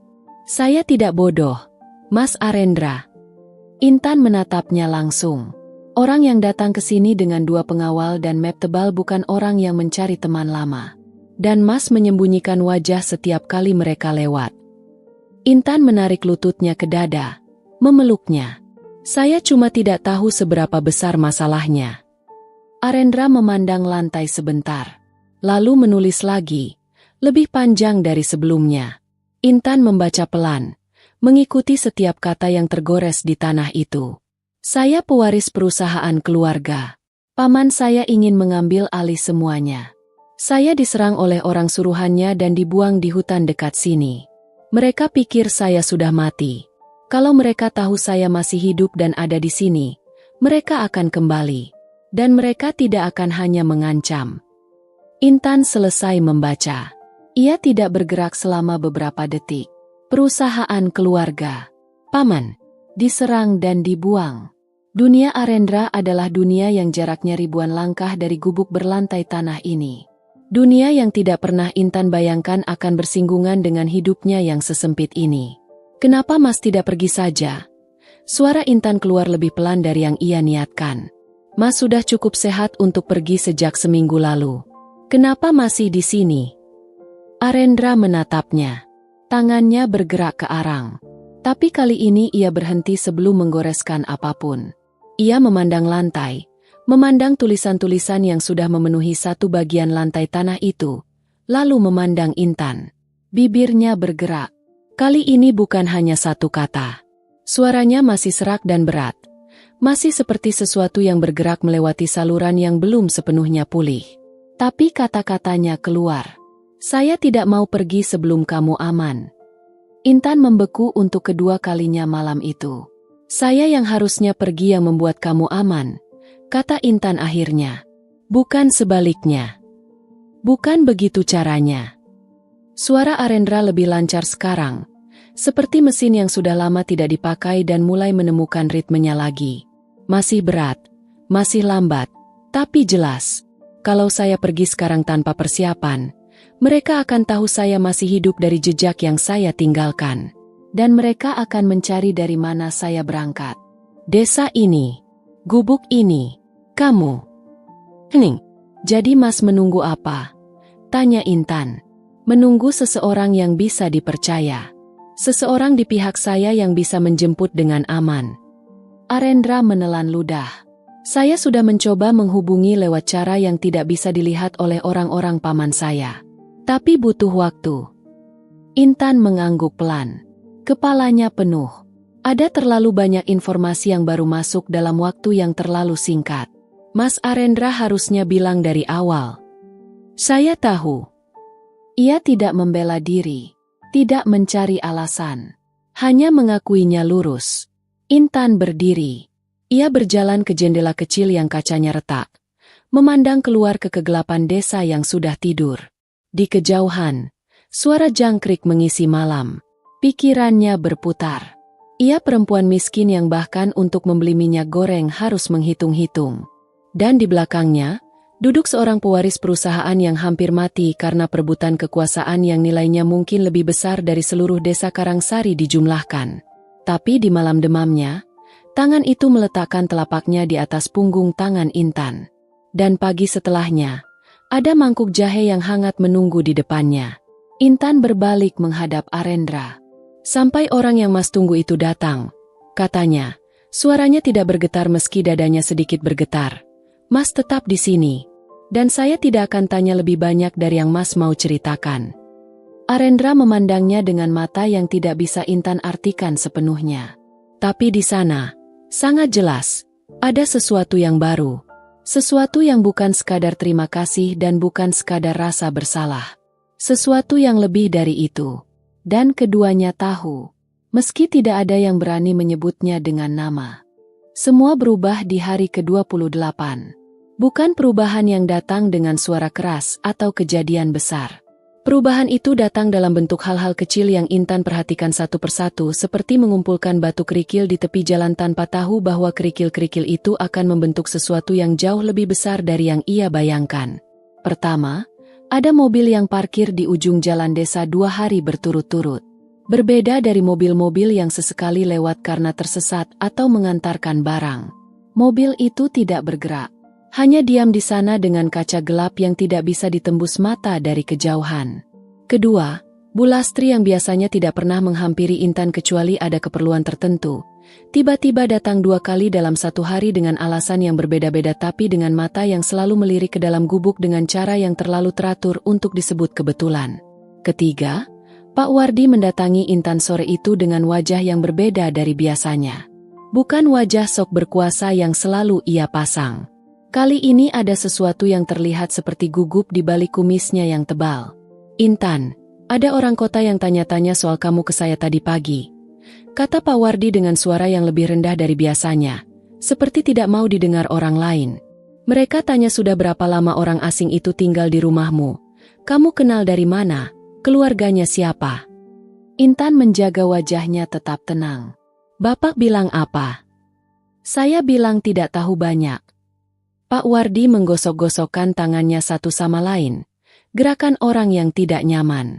Tapi Intan, mereka meninggalkan amplop untuk saya. Tebal. Ia berhenti, memandang Intan dengan tatapan yang setengah meminta maaf dan setengah memperingatkan. Saya tidak ambil. Tapi tidak semua orang di desa ini akan bersikap sama. Pak Wardi pergi sebelum Intan sempat mengucapkan terima kasih. Intan masuk ke dalam gubuk dengan langkah yang terlihat biasa tapi pikirannya sudah berlari. Arendra sedang duduk di dekat jendela, dan dari ekspresi wajahnya saat melihat Intan masuk, ia sudah tahu ada yang tidak beres. Intan menceritakan semuanya. Mobil di ujung jalan, Bu Lastri yang tiba-tiba rajin berkunjung, Pak Wardi dan amplop itu. Arendra mendengarkan dengan 2 tangannya saling menggenggam erat di depannya. Rahangnya mengeras. Matanya bergerak cepat seperti orang yang sedang menghitung sesuatu di dalam kepalanya. Lalu ia berdiri dan berjalan ke jendela, mengintip dari tepi gorden dengan hati-hati. Ia kembali ke Intan, mengambil arang, menulis cepat di lantai. Mereka sudah tahu saya di sini. Hanya soal waktu sebelum mereka bergerak. Intan membaca itu tanpa ekspresi yang berubah. Orang yang Mas tunggu, kapan datangnya? Arendra menulis lagi. Saya sudah kirim tanda kemarin. Paling cepat 2 hari lagi. 2 hari. Intan mengulang angka itu pelan. 2 hari terasa sangat lama dan sangat singkat sekaligus. Malam itu mereka membuat keputusan yang tidak enak tapi perlu. Arendra tidak boleh terlihat dari luar gubuk sama sekali. Jendela ditutup dengan kain gelap. Pintu hanya dibuka saat Intan yang membukanya. Kalau ada yang bertanya, Arendra sudah pergi sejak 3 hari lalu. Tapi masalah tidak menunggu 2 hari. Masalah datang di hari berikutnya. Siang hari saat matahari di titik paling terik. Intan sedang di teras menjemur kain saat sebuah mobil hitam berhenti tepat di depan gubuknya. Bukan di ujung jalan, tapi tepat di depan. Jarak 10 langkah. 3 orang turun. 2 laki-laki besar yang pernah datang sebelumnya. Dan 1 orang baru. Laki-laki berusia sekitar 50 tahun dengan kemeja batik lengan panjang, rambut yang mulai memutih di pelipisnya, dan cara berdiri seseorang yang sangat terbiasa dengan kekuasaan. Matanya memindai Intan dari ujung kepala ke ujung kaki dengan cara yang membuat Intan merasa seperti sedang dinilai harganya. Kamu Intan, Suaranya dalam dan terbiasa dipatuhi. Ya. Saya Hartono. Ia tidak menyebut jabatan atau hubungannya dengan siapapun, tapi dari caranya memperkenalkan diri, ia jelas merasa namanya sudah seharusnya dikenal. Saya dengar kamu sempat merawat seseorang di sini beberapa waktu lalu. Intan menatapnya lurus. Sudah saya bilang ke orang-orang bapak sebelumnya. Orang itu sudah pergi. Hartono tersenyum. Tipis, dingin. Intan, kamu perempuan muda yang hidup sendiri di desa kecil. Saya rasa kamu tidak mau urusan kamu menjadi lebih rumit dari yang perlu. Ia merogoh saku kemejanya dan mengeluarkan amplop putih yang tebal. Ia meletakkannya di atas jemuran di depan Intan. Ini cukup untuk kamu hidup 1 tahun tanpa perlu cuci baju orang lain. Saya hanya butuh kamu bilang di mana dia sekarang. Intan memandang amplop itu. 1 tahun hidup tanpa mencuci baju orang. Tanpa menahan lapar. Tanpa menghitung uang receh untuk beli minyak goreng. Dadanya sesak bukan karena tergoda, tapi karena sangat sadar betapa mudahnya keputusan ini harusnya bagi orang yang sudah lama kelelahan seperti dirinya. Tapi tangan yang meletakkan telapaknya di atas punggung tangan Intan di malam demam itu muncul di pikirannya. Mangkuk jahe yang masih mengepul. Pagar bambu yang ditancapkan ulang tanpa diminta. Intan mengambil amplop itu. Lalu mengembalikannya ke tangan Hartono. Saya tidak tahu orang yang Bapak cari, kata Intan dengan suara yang tidak bergetar meski seluruh tubuhnya bergetar di dalam. Dan kalau Bapak datang lagi ke sini, saya akan teriak sekencang-kencangnya sampai seluruh desa keluar. Hartono memandangnya lama. Senyum tipisnya tidak berubah. Tapi matanya berubah, menjadi sesuatu yang lebih gelap dan lebih dingin dari sebelumnya. Kamu akan menyesal, katanya pelan. Ia memasukkan amplop itu kembali ke sakunya, berbalik, dan masuk ke mobilnya. Mobil itu pergi perlahan, terlalu perlahan, seperti sengaja memberi waktu pada Intan untuk mempertimbangkan ulang keputusannya. Intan tidak bergerak dari tempatnya sampai mobil itu menghilang di tikungan.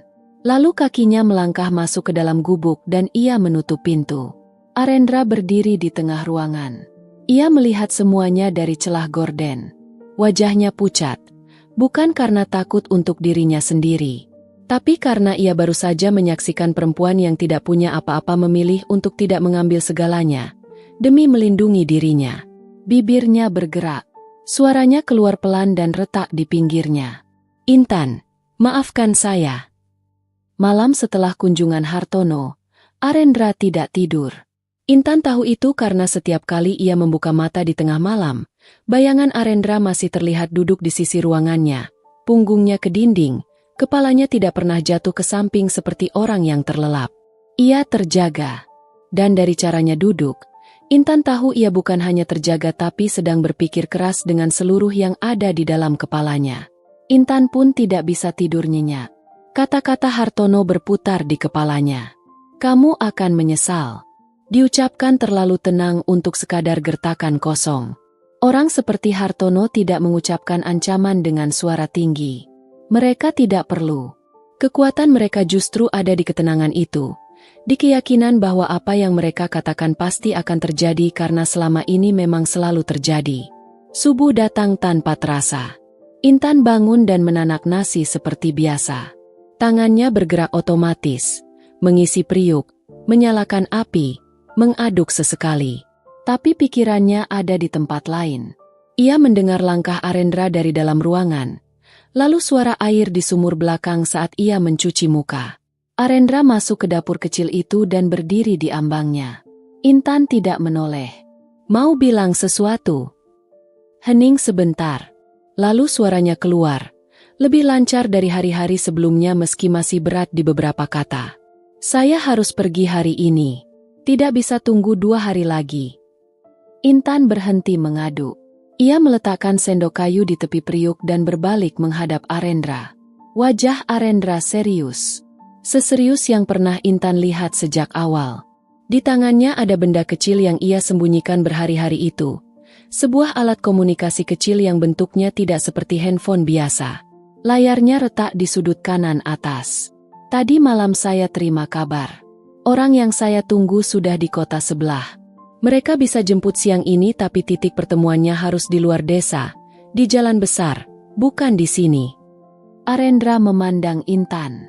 Kalau saya tunggu sampai besok, Hartono akan bergerak lebih dulu. Saya yakin dia sudah pasang orang di sekitar desa ini malam tadi. Intan mengangguk pelan. Pikirannya bergerak cepat. Jalan keluar dari desa ada 3. Jalan utama yang lewat depan balai desa pasti sudah dijaga. Jalan setapak melewati kebun singkong Budarmi yang tembus ke jalan besar setelah 2 kilometer. Dan jalan sungai yang licin tapi tidak ada yang biasa lewat sana. Arendra memandangnya dengan ekspresi yang sedikit terkejut. Kamu tahu semua jalan itu? Saya besar di sini. Intan berbalik lagi ke periuknya. Makan dulu. Tidak ada gunanya pergi dengan perut kosong. Mereka makan dengan cepat dan sedikit bicara. Intan mengemas nasi sisa dalam daun pisang yang ia ikat dengan tali rafia, memasukkannya ke dalam kantong kain kecil bersama 2 butir telur rebus yang ia masak tadi pagi. Ia memberikan kantong itu ke Arendra tanpa berkata apapun.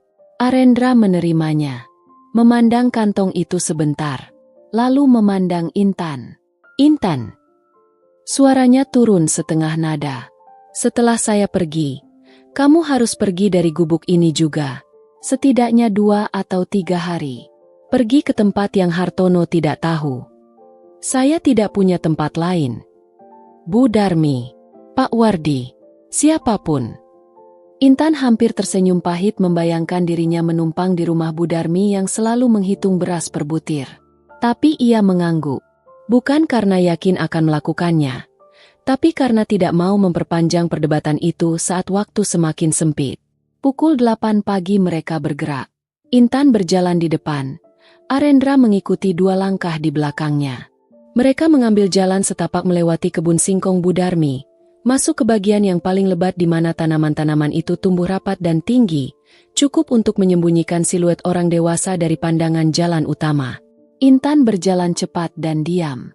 Kakinya hafal setiap tikungan jalan setapak itu, hafal di mana tanahnya gembur dan mudah tergelincir, hafal di mana akar pohon menonjol dan perlu dilangkahi lebih tinggi. Setengah perjalanan berjalan lancar. Tapi di tikungan yang berbatasan dengan ujung kebun, Intan berhenti mendadak dan mengangkat tangannya ke belakang, memberi tanda berhenti. Ada suara langkah di depan. Tidak teratur. Lebih dari 1 orang. Intan menarik Arendra ke samping, masuk ke balik rumpun singkong yang paling rapat, merunduk, dan tidak bergerak. 2 orang lewat di jalan setapak itu. Kemeja gelap. Sepatu. Bukan orang desa. Mereka berjalan pelan dan matanya menyapu ke kanan kiri dengan cara orang yang sedang mencari sesuatu, bukan sekadar lewat. Intan menahan napas. Di sampingnya, bahu Arendra menekan bahunya. Bukan karena ruang yang sempit tapi karena ia bergerak menutupi Intan lebih dalam kebalik rumpun itu dengan tubuhnya sendiri. Mereka menunggu. 1 menit. 2 menit. Langkah itu menjauh. Intan mengembuskan napas perlahan. Mereka melanjutkan jalan dengan lebih hati-hati, lebih lambat, lebih membungkuk di bawah ketinggian tanaman singkong. 20 menit kemudian, ujung kebun terlihat dan di baliknya, jalan besar dengan aspal yang sudah retak-retak di pinggirnya membentang ke kanan dan ke kiri. Mereka berdiri di tepi kebun, masih tersembunyi di balik barisan singkong terakhir. Sebuah mobil abu-abu tua berhenti di pinggir jalan besar itu. Lampunya berkelip 2 kali. Arendra mengenali isyarat itu. Intan melihat bahunya turun, tegangan yang selama ini ia tahan perlahan mengendur. Ia berbalik menghadap Intan. Mereka berhadapan di antara barisan singkong dan jalan besar itu, dengan matahari yang baru sepenuhnya naik menyinari sisi kanan wajah mereka masing-masing. Arendra membuka bibirnya. Kata-kata keluar pelan tapi jelas. Lebih jelas dari kapanpun sebelumnya sejak suaranya kembali. Saya akan kembali. Itu bukan janji yang saya ucapkan supaya kamu merasa baik. Itu yang akan saya lakukan. Intan memandangnya. Di dadanya ada perang kecil antara ingin percaya dan takut untuk percaya. Mas Arendra tidak perlu merasa berhutang apapun pada saya, kata Intan akhirnya. Suaranya keluar lebih dingin dari yang ia niatkan karena itulah satu-satunya cara ia bisa mengucapkannya tanpa suaranya pecah di tengah jalan. Saya menolong karena mau. bukan untuk dibalas. Arendra memandangnya lama. Sangat lama. Saya tahu. Suaranya turun lebih pelan. Tapi saya kembali bukan karena merasa berhutang. Ia tidak melanjutkan kalimat itu. Tidak perlu. Intan memalingkan wajahnya ke arah jalan besar. Pergi, Mas. Mobilnya sudah menunggu. Arendra berdiri sebentar lagi. Lalu ia berjalan keluar dari balik barisan singkong itu menuju mobil abu-abu yang menunggunya. Sebelum pintu mobil tertutup, Intan melihatnya menoleh sekali ke arahnya. Lalu mobil itu melaju dan menghilang di tikungan jalan besar. Intan berdiri sendirian di antara barisan singkong yang bergerak pelan ditiup angin pagi. Dadanya penuh dengan sesuatu yang tidak punya nama yang tepat. Bukan lega, bukan sedih. Sesuatu di antara keduanya yang terasa seperti menghirup udara setelah sangat lama menahan napas. Tapi udara itu terasa berbeda dari sebelumnya. 3 hari pertama setelah Arendra pergi berjalan dengan sunyi yang berbeda dari sunyi sebelumnya. Dulu, sebelum Intan menemukannya di semak-semak itu, sunyi di gubuknya adalah sunyi yang biasa. Kosong dan datar seperti permukaan sumur yang tidak beriak. Tapi sunyi yang datang setelah kepergian Arendra terasa seperti ruangan yang baru saja kehilangan salah satu dindingnya. Masih berdiri. Masih bisa ditempati. Tapi angin masuk dari arah yang tidak biasa dan terasa lebih dingin dari seharusnya. Intan tidak menuruti saran Arendra untuk pergi dari gubuk beberapa hari. Ia tidak punya alasan yang cukup kuat untuk menjelaskan ke Bu Darmi atau siapapun kenapa ia perlu menumpang. Dan ia tidak mau berbohong lebih banyak dari yang sudah ia lakukan. Gubuk itu miliknya. Satu-satunya yang benar-benar miliknya. Ia tidak akan pergi dari sana karena takut. Tapi konsekuensi dari keputusan itu datang lebih cepat dari yang ia perkirakan. Hari keempat setelah Arendra pergi, 2 orang dari kelompok Hartono datang ke gubuk Intan. Bukan Hartono sendiri. 2 laki-laki dengan muka datar yang mengetuk pintu dan memintanya membuka dengan cara yang tidak benar-benar meminta. Lebih terdengar seperti memerintah. Intan membuka pintu selebar 1 lengan. Mau apa? Mana orang yang kamu sembunyikan? Yang satu bertanya langsung tanpa basa-basi. Sudah pergi. Saya bilang dari awal. Mereka minta masuk. Intan tidak membiarkan. Mereka memaksa dengan mendorong pintu lebih keras. Intan mendorong balik dengan sekuat tenaga, berhasil menutup pintu dan menguncinya dari dalam dengan grendel kayu yang sudah rapuh. Mereka mengetuk lebih keras. Lalu berhenti. Intan berdiri di belakang pintu itu dengan punggung menempel di kayu dan jantung yang berdegup terlalu cepat. Dari luar ia mendengar suara langkah mereka berkeliling gubuk, memeriksa jendela, memeriksa pintu belakang yang tidak punya kunci selain palang kayu sederhana. Mereka pergi setelah 10 menit yang terasa 1 jam. Intan tidak keluar dari gubuk sampai sore. Hari ke-6, masalah datang dari arah yang tidak ia duga sama sekali. Dodi kembali. Kali ini tidak sendirian. Ia datang bersama seorang laki-laki yang Intan tidak kenal, berpenampilan rapi dengan kemeja putih dan membawa map tipis di tangannya. Wajah Dodi tidak lagi pasang senyum lebar seperti kunjungan terakhirnya. Kali ini ia terlihat serius dan sedikit tegang, seperti seseorang yang sedang memainkan kartu terakhirnya. Intan, ini Mas Bram, pengacara. Dodi masuk ke teras tanpa dipersilakan. Kami perlu bicara. Saya tidak ada urusan hukum dengan siapapun. Ada. Dodi menatapnya. Soal rumah ini. Intan mematung sedetik. Apa maksudnya? Laki-laki bernama Bram membuka mapnya dan mengeluarkan beberapa lembar kertas. Ibu Intan, rumah ini secara hukum masih tercatat sebagai aset bersama dalam pernikahan Anda dengan Bapak Dodi karena proses perceraian tidak menyertakan pembagian harta secara resmi di pengadilan. Darah Intan terasa dingin. Ini rumah peninggalan ibu saya, kata Intan pelan. Secara administrasi, selama pernikahan berlangsung dan tidak ada perjanjian pisah harta, aset yang dihuni bersama masuk dalam kategori harta bersama yang perlu dibagi secara hukum. Bram menyerahkan 1 lembar kertas ke Intan. Bapak Dodi mengajukan klaim atas setengah nilai aset properti ini. Intan menatap kertas itu. Tangannya tidak gemetar. Tapi di dalam dadanya ada sesuatu yang terasa seperti sedang diremas oleh tangan yang tidak kelihatan. Dodi tidak pernah tinggal di gubuk ini. Dodi tidak pernah menyentuh gubuk ini bahkan satu hari pun. Gubuk ini adalah tempat Intan lahir, tempat ibunya meninggal, tempat satu-satunya yang tersisa dari semua yang pernah ia miliki. Dan sekarang Dodi datang mengklaimnya. Kenapa sekarang? Suara Intan keluar datar meski seluruh tubuhnya tidak datar sama sekali. Dodi tidak menjawab langsung. Tapi dari cara matanya menghindari tatapan Intan, jawabannya sudah cukup jelas. Seseorang sudah memberitahunya bahwa ada orang penting yang pernah tinggal di gubuk ini. Bahwa Intan mungkin punya nilai lebih dari yang terlihat di permukaan. Dan Dodi, seperti selalu, datang ketika ada sesuatu yang bisa ia ambil. Intan menyerahkan kertas itu kembali ke Bram. Silakan tempuh jalur hukum kalau memang mau, kata Intan. Saya tidak akan pergi dari rumah ibu saya. Dodi mengeraskan rahangnya.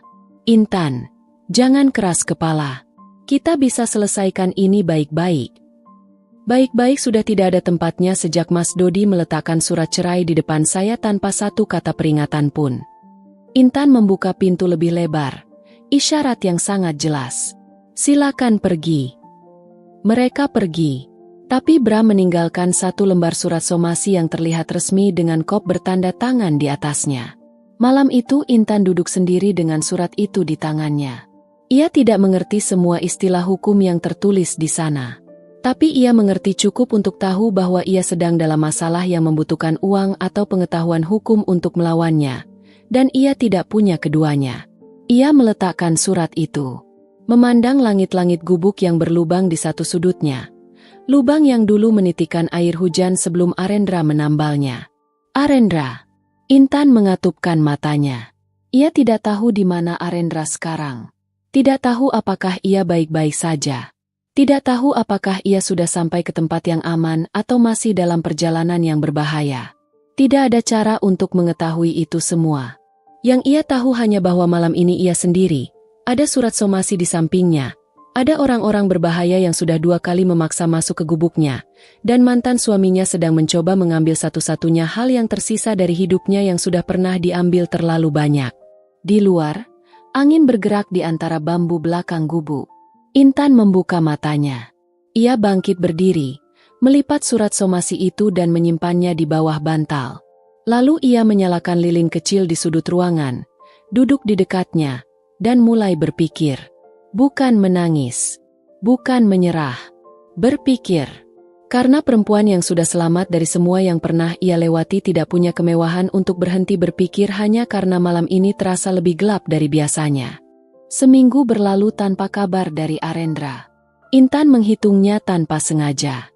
Bukan karena menunggu dengan harap-harap cemas seperti orang yang jatuh cinta di cerita-cerita yang pernah ia dengar dari radio tetangga. Tapi karena setiap pagi saat ia menyalakan tungku dan merebus air, ada satu sudut kecil di pikirannya yang secara otomatis mencatat bahwa sudah berapa hari berlalu tanpa ada tanda apapun dari luar. 8 hari. 9. 10. Kehidupannya di permukaan berjalan seperti biasa. Ia mencuci baju, memanen singkong, memasak dengan lauk seadanya. Surat somasi dari Dodi masih tersimpan di bawah bantalnya karena ia tidak tahu harus berbuat apa dengannya. Orang-orang Hartono tidak kembali lagi setelah kunjungan paksa itu. Tapi Intan tidak bodoh untuk mengira itu berarti mereka sudah menyerah. Diam yang datang setelah tekanan biasanya lebih berbahaya dari tekanan itu sendiri. Di hari ke-11, sesuatu yang tidak terduga terjadi. Pagi itu Intan sedang menjemur kain di teras ketika Bulastri berlari kecil dari arah jalan utama desa dengan napas yang terengah seperti orang yang baru menempuh jarak panjang. Wajahnya kemerahan dan matanya lebar dengan ekspresi yang susah Intan baca apakah itu kaget atau takjub atau keduanya sekaligus. Intan, kamu lihat berita tidak? Berita apa, Bu? Bulastri tidak menjawab langsung. Ia merogoh saku depan dasternya dan mengeluarkan handphonenya, menyodorkannya ke depan wajah Intan. Di layarnya ada tangkapan layar dari sebuah portal berita online dengan foto seorang laki-laki berjas berdiri di depan gedung bertingkat dengan logo perusahaan besar di belakangnya. Intan membekukan gerakannya. Ia mengenal wajah itu. Tanpa lebam. tanpa luka di pelipis, tanpa pakaian robek. Tapi mata gelap yang dalam itu tidak bisa salah. Tulang rahangnya yang sama. Cara ia berdiri yang tegak meski dulu ia berdiri di antara semak-semak dengan tubuh penuh luka. Arendra. Intan mengambil handphone itu dengan tangan yang bergerak lebih cepat dari yang ia sadari dan membaca judulnya. Arendra Wibisono muncul kembali. Ungkap rencana pembunuhan berencana oleh Hartono Wibisono. Intan membaca kalimat itu 3 kali. Di bawah judul itu ada paragraf berita yang menjelaskan semuanya dalam bahasa yang formal dan dingin seperti yang biasa ada di portal-portal berita. Bahwa Arendra Wibisono, pewaris tunggal grup Wibisono, yang dilaporkan hilang hampir sebulan lalu setelah mengalami kecelakaan, ternyata selamat dan kini muncul bersama tim hukumnya untuk mengajukan laporan resmi terhadap pamannya sendiri, Hartono Wibisono, atas tuduhan percobaan pembunuhan dan penggelapan aset perusahaan senilai ratusan miliar. Ratusan miliar. Intan mengembalikan handphone itu ke Bulastri dengan gerakan pelan. Bulastri menatapnya dengan ekspresi yang tidak lagi bisa disembunyikan. Intan, itu orangnya yang kamu rawat kan? Yang kamu bilang sudah pergi itu. Intan tidak menjawab. Ya Tuhan, Intan. Bulastri menurunkan handphonenya. Kali ini suaranya berbeda. Tidak seperti tetangga yang sedang mencari bahan gosip. Lebih seperti perempuan yang baru menyadari betapa besar hal yang ada di depan matanya selama ini tanpa ia pahami. Kamu tahu siapa yang kamu rawat? Saya tahu dia manusia yang luka dan butuh pertolongan. Jawab Intan pelan. Itu yang saya tahu dari awal. Bulastri diam sebentar. Lalu tanpa kata-kata tambahan ia pergi dengan handphonenya. Dan Intan tahu dalam waktu sejam berita itu akan menjadi topik di setiap sudut desa Karangsari. Ia benar. Belum sampai tengah hari, 3 orang sudah datang ke gubuknya bergantian. Bu Encum dengan senyum yang tiba-tiba terasa lebih manis dari biasanya. Pak Wardi dengan sikap yang berbeda 180 derajat dari kumis tebalnya yang biasanya suka memerintah. Bahkan Bu Darmi yang selalu menghitung beras per butir datang membawa sebungkus tempe goreng yang masih panas dengan senyum seperti orang yang merasa perlu menginvestasikan kebaikan sekarang sebelum terlambat. Intan menerima semua kunjungan itu dengan wajah yang sama. Tidak dingin, tidak pula terlalu hangat. Sore hari, situasinya berubah lagi. Sebuah mobil yang bukan mobil hitam Hartono dan bukan mobil abu-abu tua yang menjemput Arendra hari itu, masuk ke jalan desa. Mobil putih bersih dengan plat nomor kota, berhenti tepat di depan gubuk Intan. Seorang perempuan muda turun, berpenampilan rapi, membawa amplop coklat resmi di tangannya. Ibu Intan? Perempuan itu bertanya dengan nada profesional yang tidak menghakimi. Ya. Saya dari kantor hukum Santoso dan rekan. Saya dikirim oleh Bapak Arendra Wibisono. Perempuan itu menyerahkan amplop itu. Beliau meminta saya mengantarkan ini secara langsung. Intan menerima amplop itu. Di permukaannya tidak ada tulisan apapun selain namanya. Ditulis dengan tangan. Tulisan itu tidak rapi. Sedikit miring ke kanan. Tapi Intan mengenali cara memegang pena dari tangan yang pernah gemetar menggoreskan arang di lantai tanah gubuknya. Perempuan itu juga menyerahkan kartu nama. Di dalam amplop ada surat dan nomor yang bisa dihubungi. Bapak Arendra meminta ibu membacanya hari ini. Perempuan itu pergi sebelum Intan sempat bertanya apapun. Intan masuk ke dalam gubuk. Menutup pintu. Duduk di tikar. Memandang amplop itu di tangannya selama beberapa detik yang terasa sangat panjang. Lalu ia membukanya.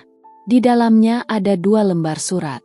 Yang pertama berlabel resmi dari kantor hukum Santoso dan rekan, menjelaskan dalam bahasa hukum yang panjang bahwa tim pengacara Arendra Wibisono siap mewakili Intan secara pro bono dalam menghadapi klaim harta bersama yang diajukan oleh mantan suaminya.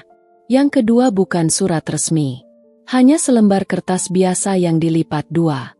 Dan di dalamnya, tulisan tangan yang sama dengan yang pernah menggoreskan arang di lantai tanah gubuknya. Kini ditulis dengan pena dengan lebih tenang meski masih sedikit miring ke kanan. Intan, saya baik-baik saja. Maaf tidak bisa memberi kabar lebih cepat.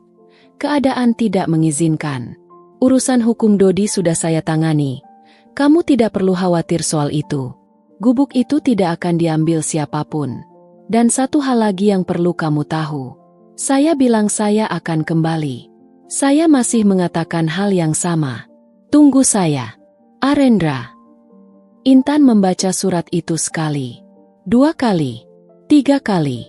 Lalu ia melipatnya kembali dengan sangat hati-hati, seperti melipat sesuatu yang mudah rusak, dan menyimpannya di dada, di dalam lipatan kain bajunya. Di luar, matahari sore menyinari halaman gubuk yang tanahnya masih ada bekas cangkulan dari kebun singkong kecil yang Arendra tanam beberapa minggu lalu.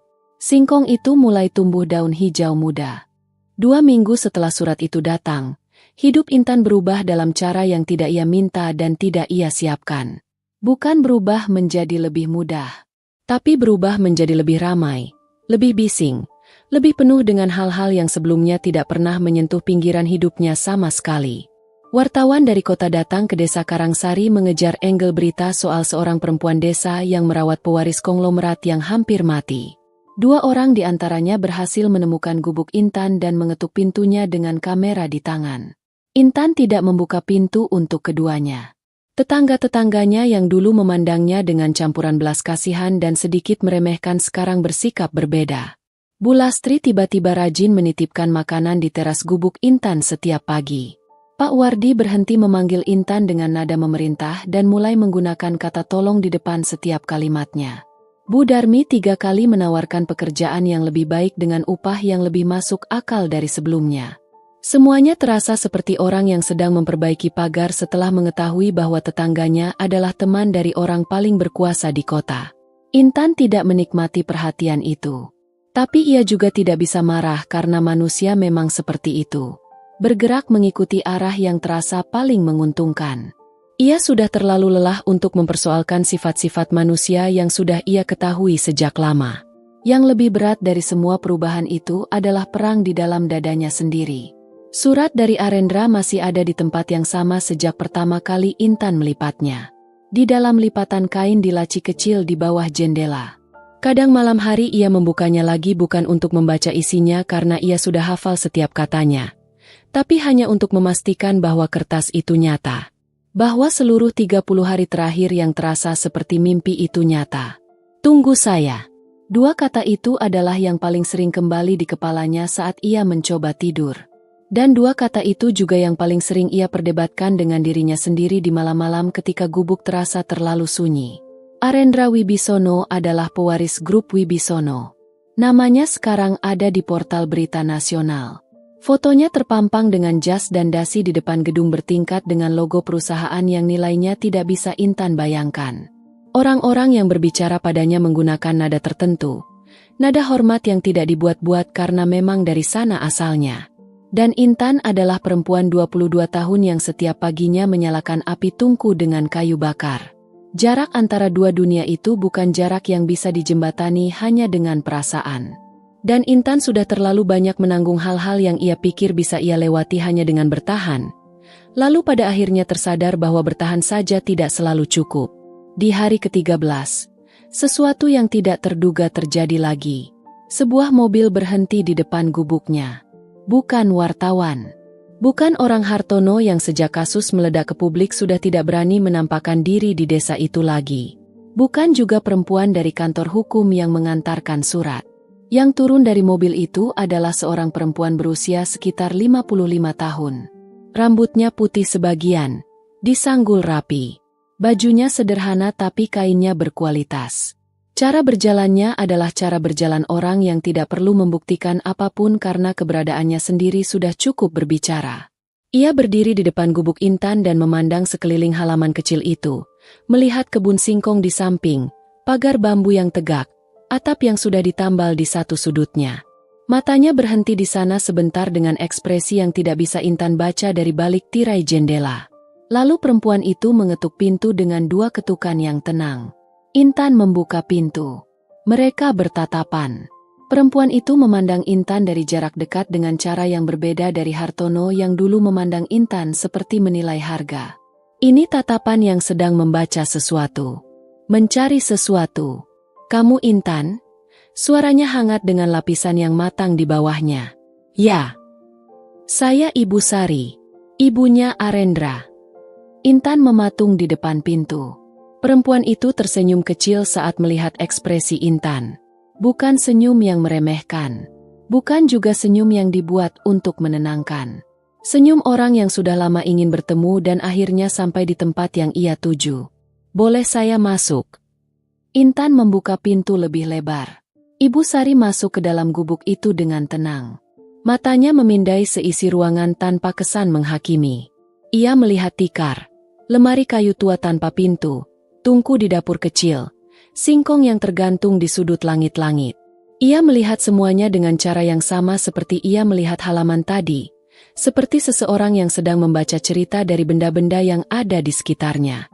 Intan mempersilakan ia duduk di tikar. Ibu Sari duduk tanpa keberatan meski roknya mungkin harganya lebih mahal dari setengah isi gubuk itu. Arendra cerita banyak soal kamu, kata Ibu Sari tanpa basa-basi panjang. Intan tidak tahu harus menjawab apa. Saya hanya melakukan yang bisa saya lakukan. Saya tahu. Ibu Sari memandangnya. Tapi tidak banyak orang yang melakukan apa yang bisa mereka lakukan ketika yang ada di depan mereka adalah orang asing yang tidak bisa memberikan apapun sebagai imbalan. Intan menunduk sedikit. Saya kesini bukan mewakili perusahaan. Bukan mewakili keluarga besar. Ibu Sari menarik napas pelan. Saya kesini sebagai seorang ibu yang ingin bertemu perempuan yang menjaga nyawa anaknya saat saya tidak bisa. Tenggorokan Intan terasa sesak dengan cara yang sudah terlalu sering ia rasakan belakangan ini setiap kali ada sesuatu yang menyentuh bagian di dalam dirinya yang selama ini ia jaga sangat ketat. Ibu Sari tidak perlu berterima kasih. Suara Intan pelan. Saya tidak melakukan itu untuk mendapatkan terima kasih. Saya tahu itu juga. Ibu Sari tersenyum lagi. Makanya saya kesini bukan untuk berterima kasih. Tapi untuk melihat sendiri siapa kamu. Hening menggantung di antara mereka. Lalu Ibu Sari melanjutkan dengan suara yang lebih pelan. Arendra minta saya kesini lebih dulu sebelum dia sendiri yang datang. Karena dia tidak mau datang ke sini lagi membawa semua kekacauan dunianya tanpa kamu tahu dulu sebesar apa kekacauan itu. Intan mendongak. Dia tidak ingin kamu terkejut. Dia tidak ingin kamu merasa terperangkap atau tertekan oleh apapun. Mata Ibu Sari memandang Intan dengan serius. Dan dia sangat ingin tahu apakah kamu sendiri memang mau bertemu dia lagi. Bukan karena merasa berhutang. Bukan karena takut. Tapi karena mau. Intan memandang perempuan di depannya itu lama. Di luar, angin bergerak di antara daun singkong muda di kebun samping. Suaranya seperti bisikan yang sangat pelan dari sesuatu yang sudah lama menunggu untuk didengar. Intan tidak langsung menjawab pertanyaan Ibu Sari. Perempuan itu tidak memaksanya. Ia duduk di tikar dengan sabar. Tangannya terlipat rapi di pangkuannya. Matanya tidak menekan Intan dengan tatapan yang menuntut jawaban segera. Ia hanya menunggu dengan cara yang membuat Intan mengerti dari mana Arendra belajar cara menunggu tanpa membuat orang yang ditunggu merasa terdesak. Intan bangkit dan masuk ke dapur kecilnya. Ia merebus air, mengambil 2 cangkir yang salah satunya sudah retak di bibir atasnya, dan menyeduh teh dari daun kering yang ia simpan di stoples kecil. Bukan karena ia tahu cara menjamu tamu dari dunia Ibu Sari, tapi karena tangannya butuh sesuatu untuk dikerjakan sementara pikirannya berputar. Ia membawa 2 cangkir teh itu keluar dan meletakkan satu di depan Ibu Sari. Ibu Sari menerimanya dengan kedua tangannya, tidak memandang cangkir yang retak itu. Hanya memandang Intan yang duduk kembali di depannya. Ibu Sari, Intan memulai dengan pelan. Saya perempuan yang tidak tahu apa-apa soal dunia Mas Arendra. Saya tidak pernah masuk ke gedung bertingkat. Saya tidak pernah duduk di ruangan ber-AC. Saya tidak tahu cara berbicara dengan orang-orang yang biasa ada di sekitar Mas Arendra. Intan menatap cangkirnya sendiri. Saya khawatir saya bukan orang yang tepat untuk ada di samping seseorang seperti dia. Ibu Sari meminum tehnya 1 teguk sebelum menjawab. Kamu tahu apa yang Arendra katakan padanya pertama kali saat dia sampai di tempat aman? Intan menggeleng. Dia bilang, Ibu Sari meletakkan cangkirnya pelan, bahwa selama 29 hari ia tidak berbicara. Ia belajar lebih banyak tentang apa artinya menjadi manusia dari seorang perempuan yang bahkan tidak mengenalnya, dibanding semua yang pernah ia pelajari di tempat-tempat paling bergensi yang pernah ia masuki. Ibu Sari menatap Intan. Itu bukan kata-kata dari anak laki-laki saya yang biasanya tidak mudah berkata seperti itu. Tenggorokan Intan terasa sesak untuk kesekian kalinya. Saya tidak mengatakan ini untuk menekan kamu ke arah apapun, lanjut Ibu Sari. Saya ibu. Satu-satunya yang saya inginkan adalah kebaikan untuk anak saya. Dan satu-satunya hal yang saya minta dari siapapun yang ada di hidupnya adalah kejujuran. Bukan penampilan. Bukan latar belakang. Bukan kemampuan untuk hadir di acara-acara yang mewajibkan orang memakai pakaian tertentu dan berbicara dengan cara tertentu. Ia berhenti sebentar. Kamu jujur, Intan. Itu yang saya lihat sejak masuk ke sini. Intan memandang lantai tanah di depannya. Mas Arendra bilang dia akan kembali, kata Intan akhirnya. Suaranya keluar lebih pelan dari yang ia niatkan. Saya tidak tahu apakah saya takut dia benar-benar kembali atau takut dia tidak kembali. Ibu Sari tersenyum. Kali ini senyumnya berbeda dari sebelumnya. Lebih penuh. Lebih hangat. Itu jawaban paling jujur yang bisa diberikan seseorang dalam posisi kamu. Mereka berbicara lebih lama setelah itu. Bukan soal Arendra atau perusahaan atau Hartono yang kasusnya kini sedang bergulir di pengadilan. Ibu Sari bertanya soal Ibu Intan, soal desa ini, soal bagaimana Intan bisa bertahan sendirian dengan cara yang tidak mempermalukan Intan tapi justru membuat Intan merasa bahwa kisah hidupnya yang keras itu didengarkan oleh seseorang yang benar-benar ingin mendengar. Ibu Sari pergi saat matahari sudah condong ke barat. Di depan mobil, ia memegang tangan Intan sebentar. Apapun yang kamu putuskan, kamu berhak memutuskannya dengan kepala tegak. Jangan biarkan siapapun membuat kamu merasa kecil karena dari mana kamu berasal. Termasuk orang-orang yang akan ada di sekitar Arendra nanti. Intan mengangguk. Mobil itu pergi. Dan Intan berdiri di halaman gubuknya sampai suara mesin itu tidak terdengar lagi. 4 hari kemudian Arendra datang. Tidak dengan mobil mewah.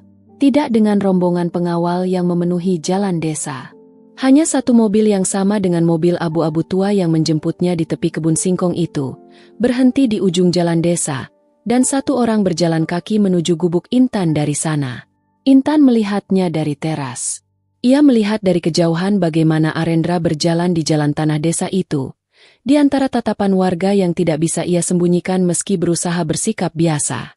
Arendra berjalan dengan punggung tegak dan mata yang lurus ke depan, tidak menoleh ke kanan atau kiri, seperti satu-satunya titik yang ia tuju adalah tempat ia sedang berjalan menuju ke sana.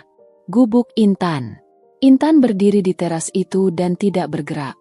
Arendra berhenti di depan pagar bambu yang sudah ia perbaiki sendiri berminggu-minggu lalu. Mereka bertatapan dari jarak 5 langkah. Dan di antara jarak itu ada semua hal yang tidak pernah mereka ucapkan dengan kata-kata selama 29 hari hidup berdampingan dalam diam. Arendra terlihat berbeda. Bukan berbeda yang asing. Tapi berbeda seperti versi yang sama dari orang yang sudah ia kenal. Tapi sudah sembuh sepenuhnya. Tidak ada bekas lebam. Tidak ada balutan. Tidak ada raut wajah orang yang menyerah pada nasibnya. Hanya mata gelap yang sama memandangnya dengan cara yang sama seperti selalu. Kamu kurus, kata Arendra. Kalimat pertamanya setelah lebih dari 2 minggu tidak ada kabar. Intan hampir tertawa. Mas Arendra jauh-jauh ke sini untuk bilang itu. Tidak. Arendra membuka pintu pagar bambu itu dan berjalan masuk ke halaman. Ia berhenti 2 langkah di depan Intan. Dari dekat, Intan bisa melihat bahwa ada kelelahan di bawah matanya yang tidak bisa disembunyikan oleh penampilan rapi manapun. Kelelahan dari orang yang sudah berminggu-minggu bertarung di medan yang berbeda dari semak-semak dan jalan setapak, tapi tetap perang. Saya kesini karena saya bilang saya akan kembali, kata Arendra. Suaranya sudah sepenuhnya pulih sekarang. Berat dan dalam, tapi jelas dan tenang. Dan karena ada satu hal yang belum selesai. Intan menunggu. Saya tidak mau hidup dengan cara yang membuat orang yang menyelamatkan nyawa saya tidak tahu bahwa bagi saya, apa yang ada di antara kita bukan sekadar hutang budi yang perlu dilunasi. Arendra menatapnya langsung. Tidak menunduk. Tidak membuang muka. Saya tahu dunia kita berbeda. Saya tahu kamu punya alasan untuk tidak mempercayai saya. Saya tahu kamu sudah terlalu sering menanggung hal yang seharusnya tidak harus kamu tanggung sendirian.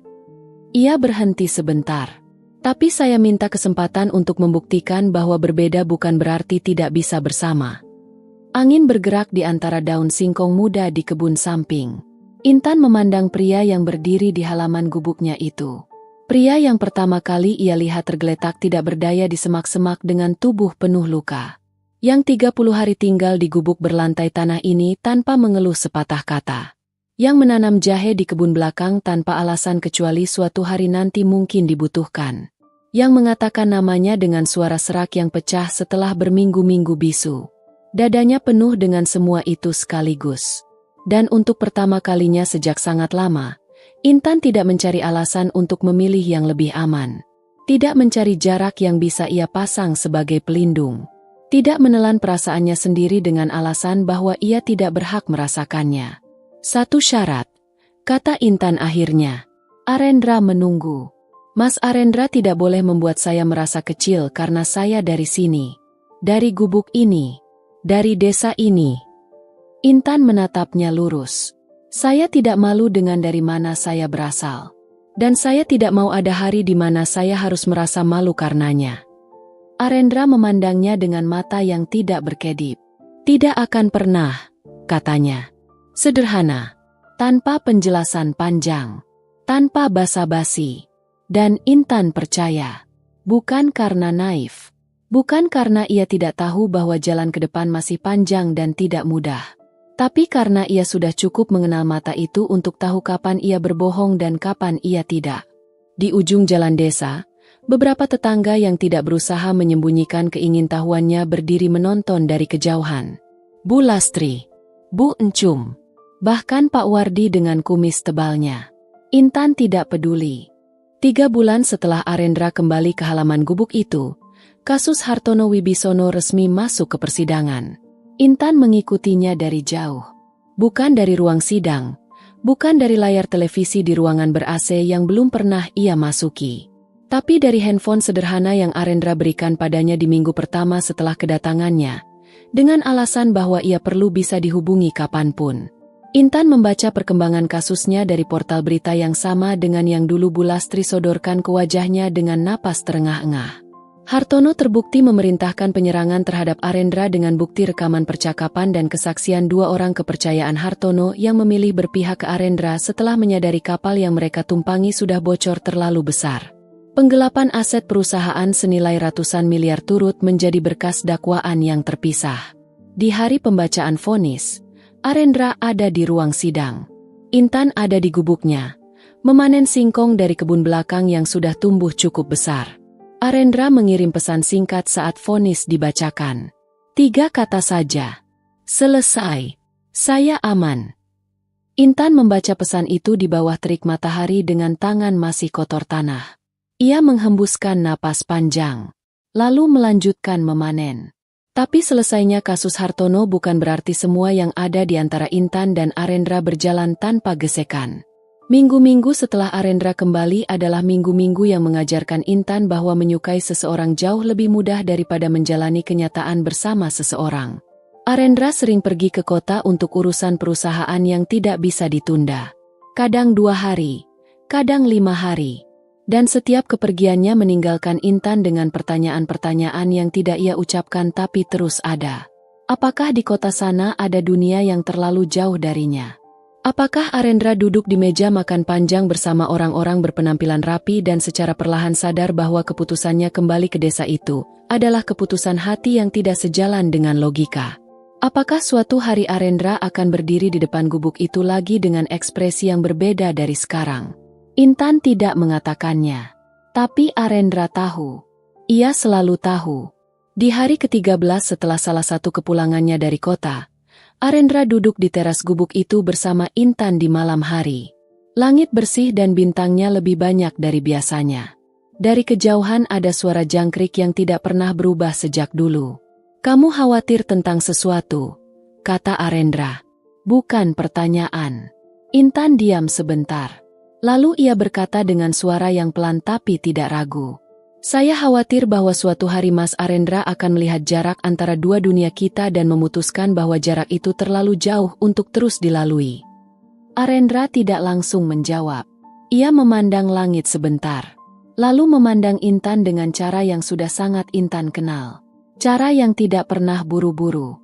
Cara yang selalu memastikan bahwa apa yang akan keluar dari bibirnya adalah sesuatu yang sudah ia pikirkan dengan sungguh-sungguh. Intan, waktu saya di kota, saya duduk di ruang rapat bersama 12 orang yang semuanya berpakaian lebih rapi dari saya dan berbicara dengan istilah yang lebih rumit dari yang perlu.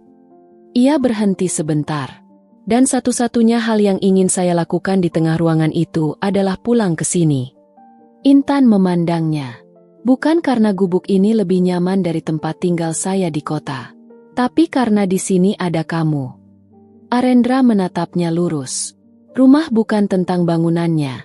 Intan, kamu yang mengajarkan saya itu. Di 29 hari ketika saya tidak bisa bicara dan tidak punya apapun. Saya tahu apa artinya rumah bukan karena tempat tapi karena ada seseorang yang membuat saya ingin tetap ada. Intan menunduk. Matanya perih dengan cara yang sudah sangat ia kenali. Saya tidak minta kamu meninggalkan desa ini, lanjut Arendra dengan suara yang lebih pelan. Saya tidak akan pernah minta itu. Kalau kamu mau tinggal di sini selamanya, saya akan pulang ke sini setiap kali urusan kota selesai. Kalau kamu suatu hari mau mencoba dunia lain, saya akan ada di samping kamu di setiap langkah yang membuat kamu tidak nyaman. Hening. Angin bergerak di antara bambu belakang gubuk. Tapi ada satu hal yang perlu saya tanyakan malam ini. Arendra menggeser posisi duduknya sehingga ia menghadap Intan sepenuhnya. Tangannya bergerak ke tangan Intan yang tergeletak di lutut. Menggenggamnya dengan cara yang Intan ingat dari malam demam itu. Bukan menggenggam erat yang memaksa. Tapi meletakkan telapak tangannya di atas tangan Intan dengan berat yang nyata dan hangat yang tidak dibuat-buat. Mau kamu menikah dengan saya? Tidak ada cincin berlian. Tidak ada dekorasi bunga. Tidak ada orang-orang berpakaian formal yang berdiri menonton dengan tepuk tangan yang sudah disiapkan. Hanya teras gubuk reot di desa kecil, langit penuh bintang di atasnya, dan dua orang yang sudah melewati hal-hal yang tidak pernah direncanakan oleh keduanya. Intan memandang tangan yang menggenggam tangannya, lalu memandang wajah Arendra. Di matanya tidak ada tekanan, tidak ada harapan yang memaksa. Hanya sesuatu yang bersih dan jujur dari seseorang yang sudah membuktikan dengan cara paling sederhana bahwa kata-katanya bukan hiasan. Air mata Intan jatuh satu. Ia tidak menghapusnya. Mas Arendra yakin mau menikah dengan janda miskin dari desa kecil. Suaranya retak di pinggirnya. Arendra menggenggam tangannya lebih erat. Saya mau menikah dengan perempuan yang merawat orang asing yang tergeletak di semak-semak subuh hari tanpa tanya siapa dia dan apa yang bisa ia berikan sebagai balasan. Ia tidak melepaskan tatapannya dari Intan. Itu perempuan paling kaya yang pernah saya kenal dalam hidup saya. Intan menutup matanya sebentar. 22 tahun hidup yang tidak pernah mudah. Satu pernikahan yang berakhir dengan kata beban di pagi hari yang seharusnya biasa. Satu tas kresek hitam dan sendal jepit putus. 3 bulan sendirian di gubuk yang hampir roboh. Satu subuh di tepi semak-semak yang mengubah segalanya. Ia membuka matanya.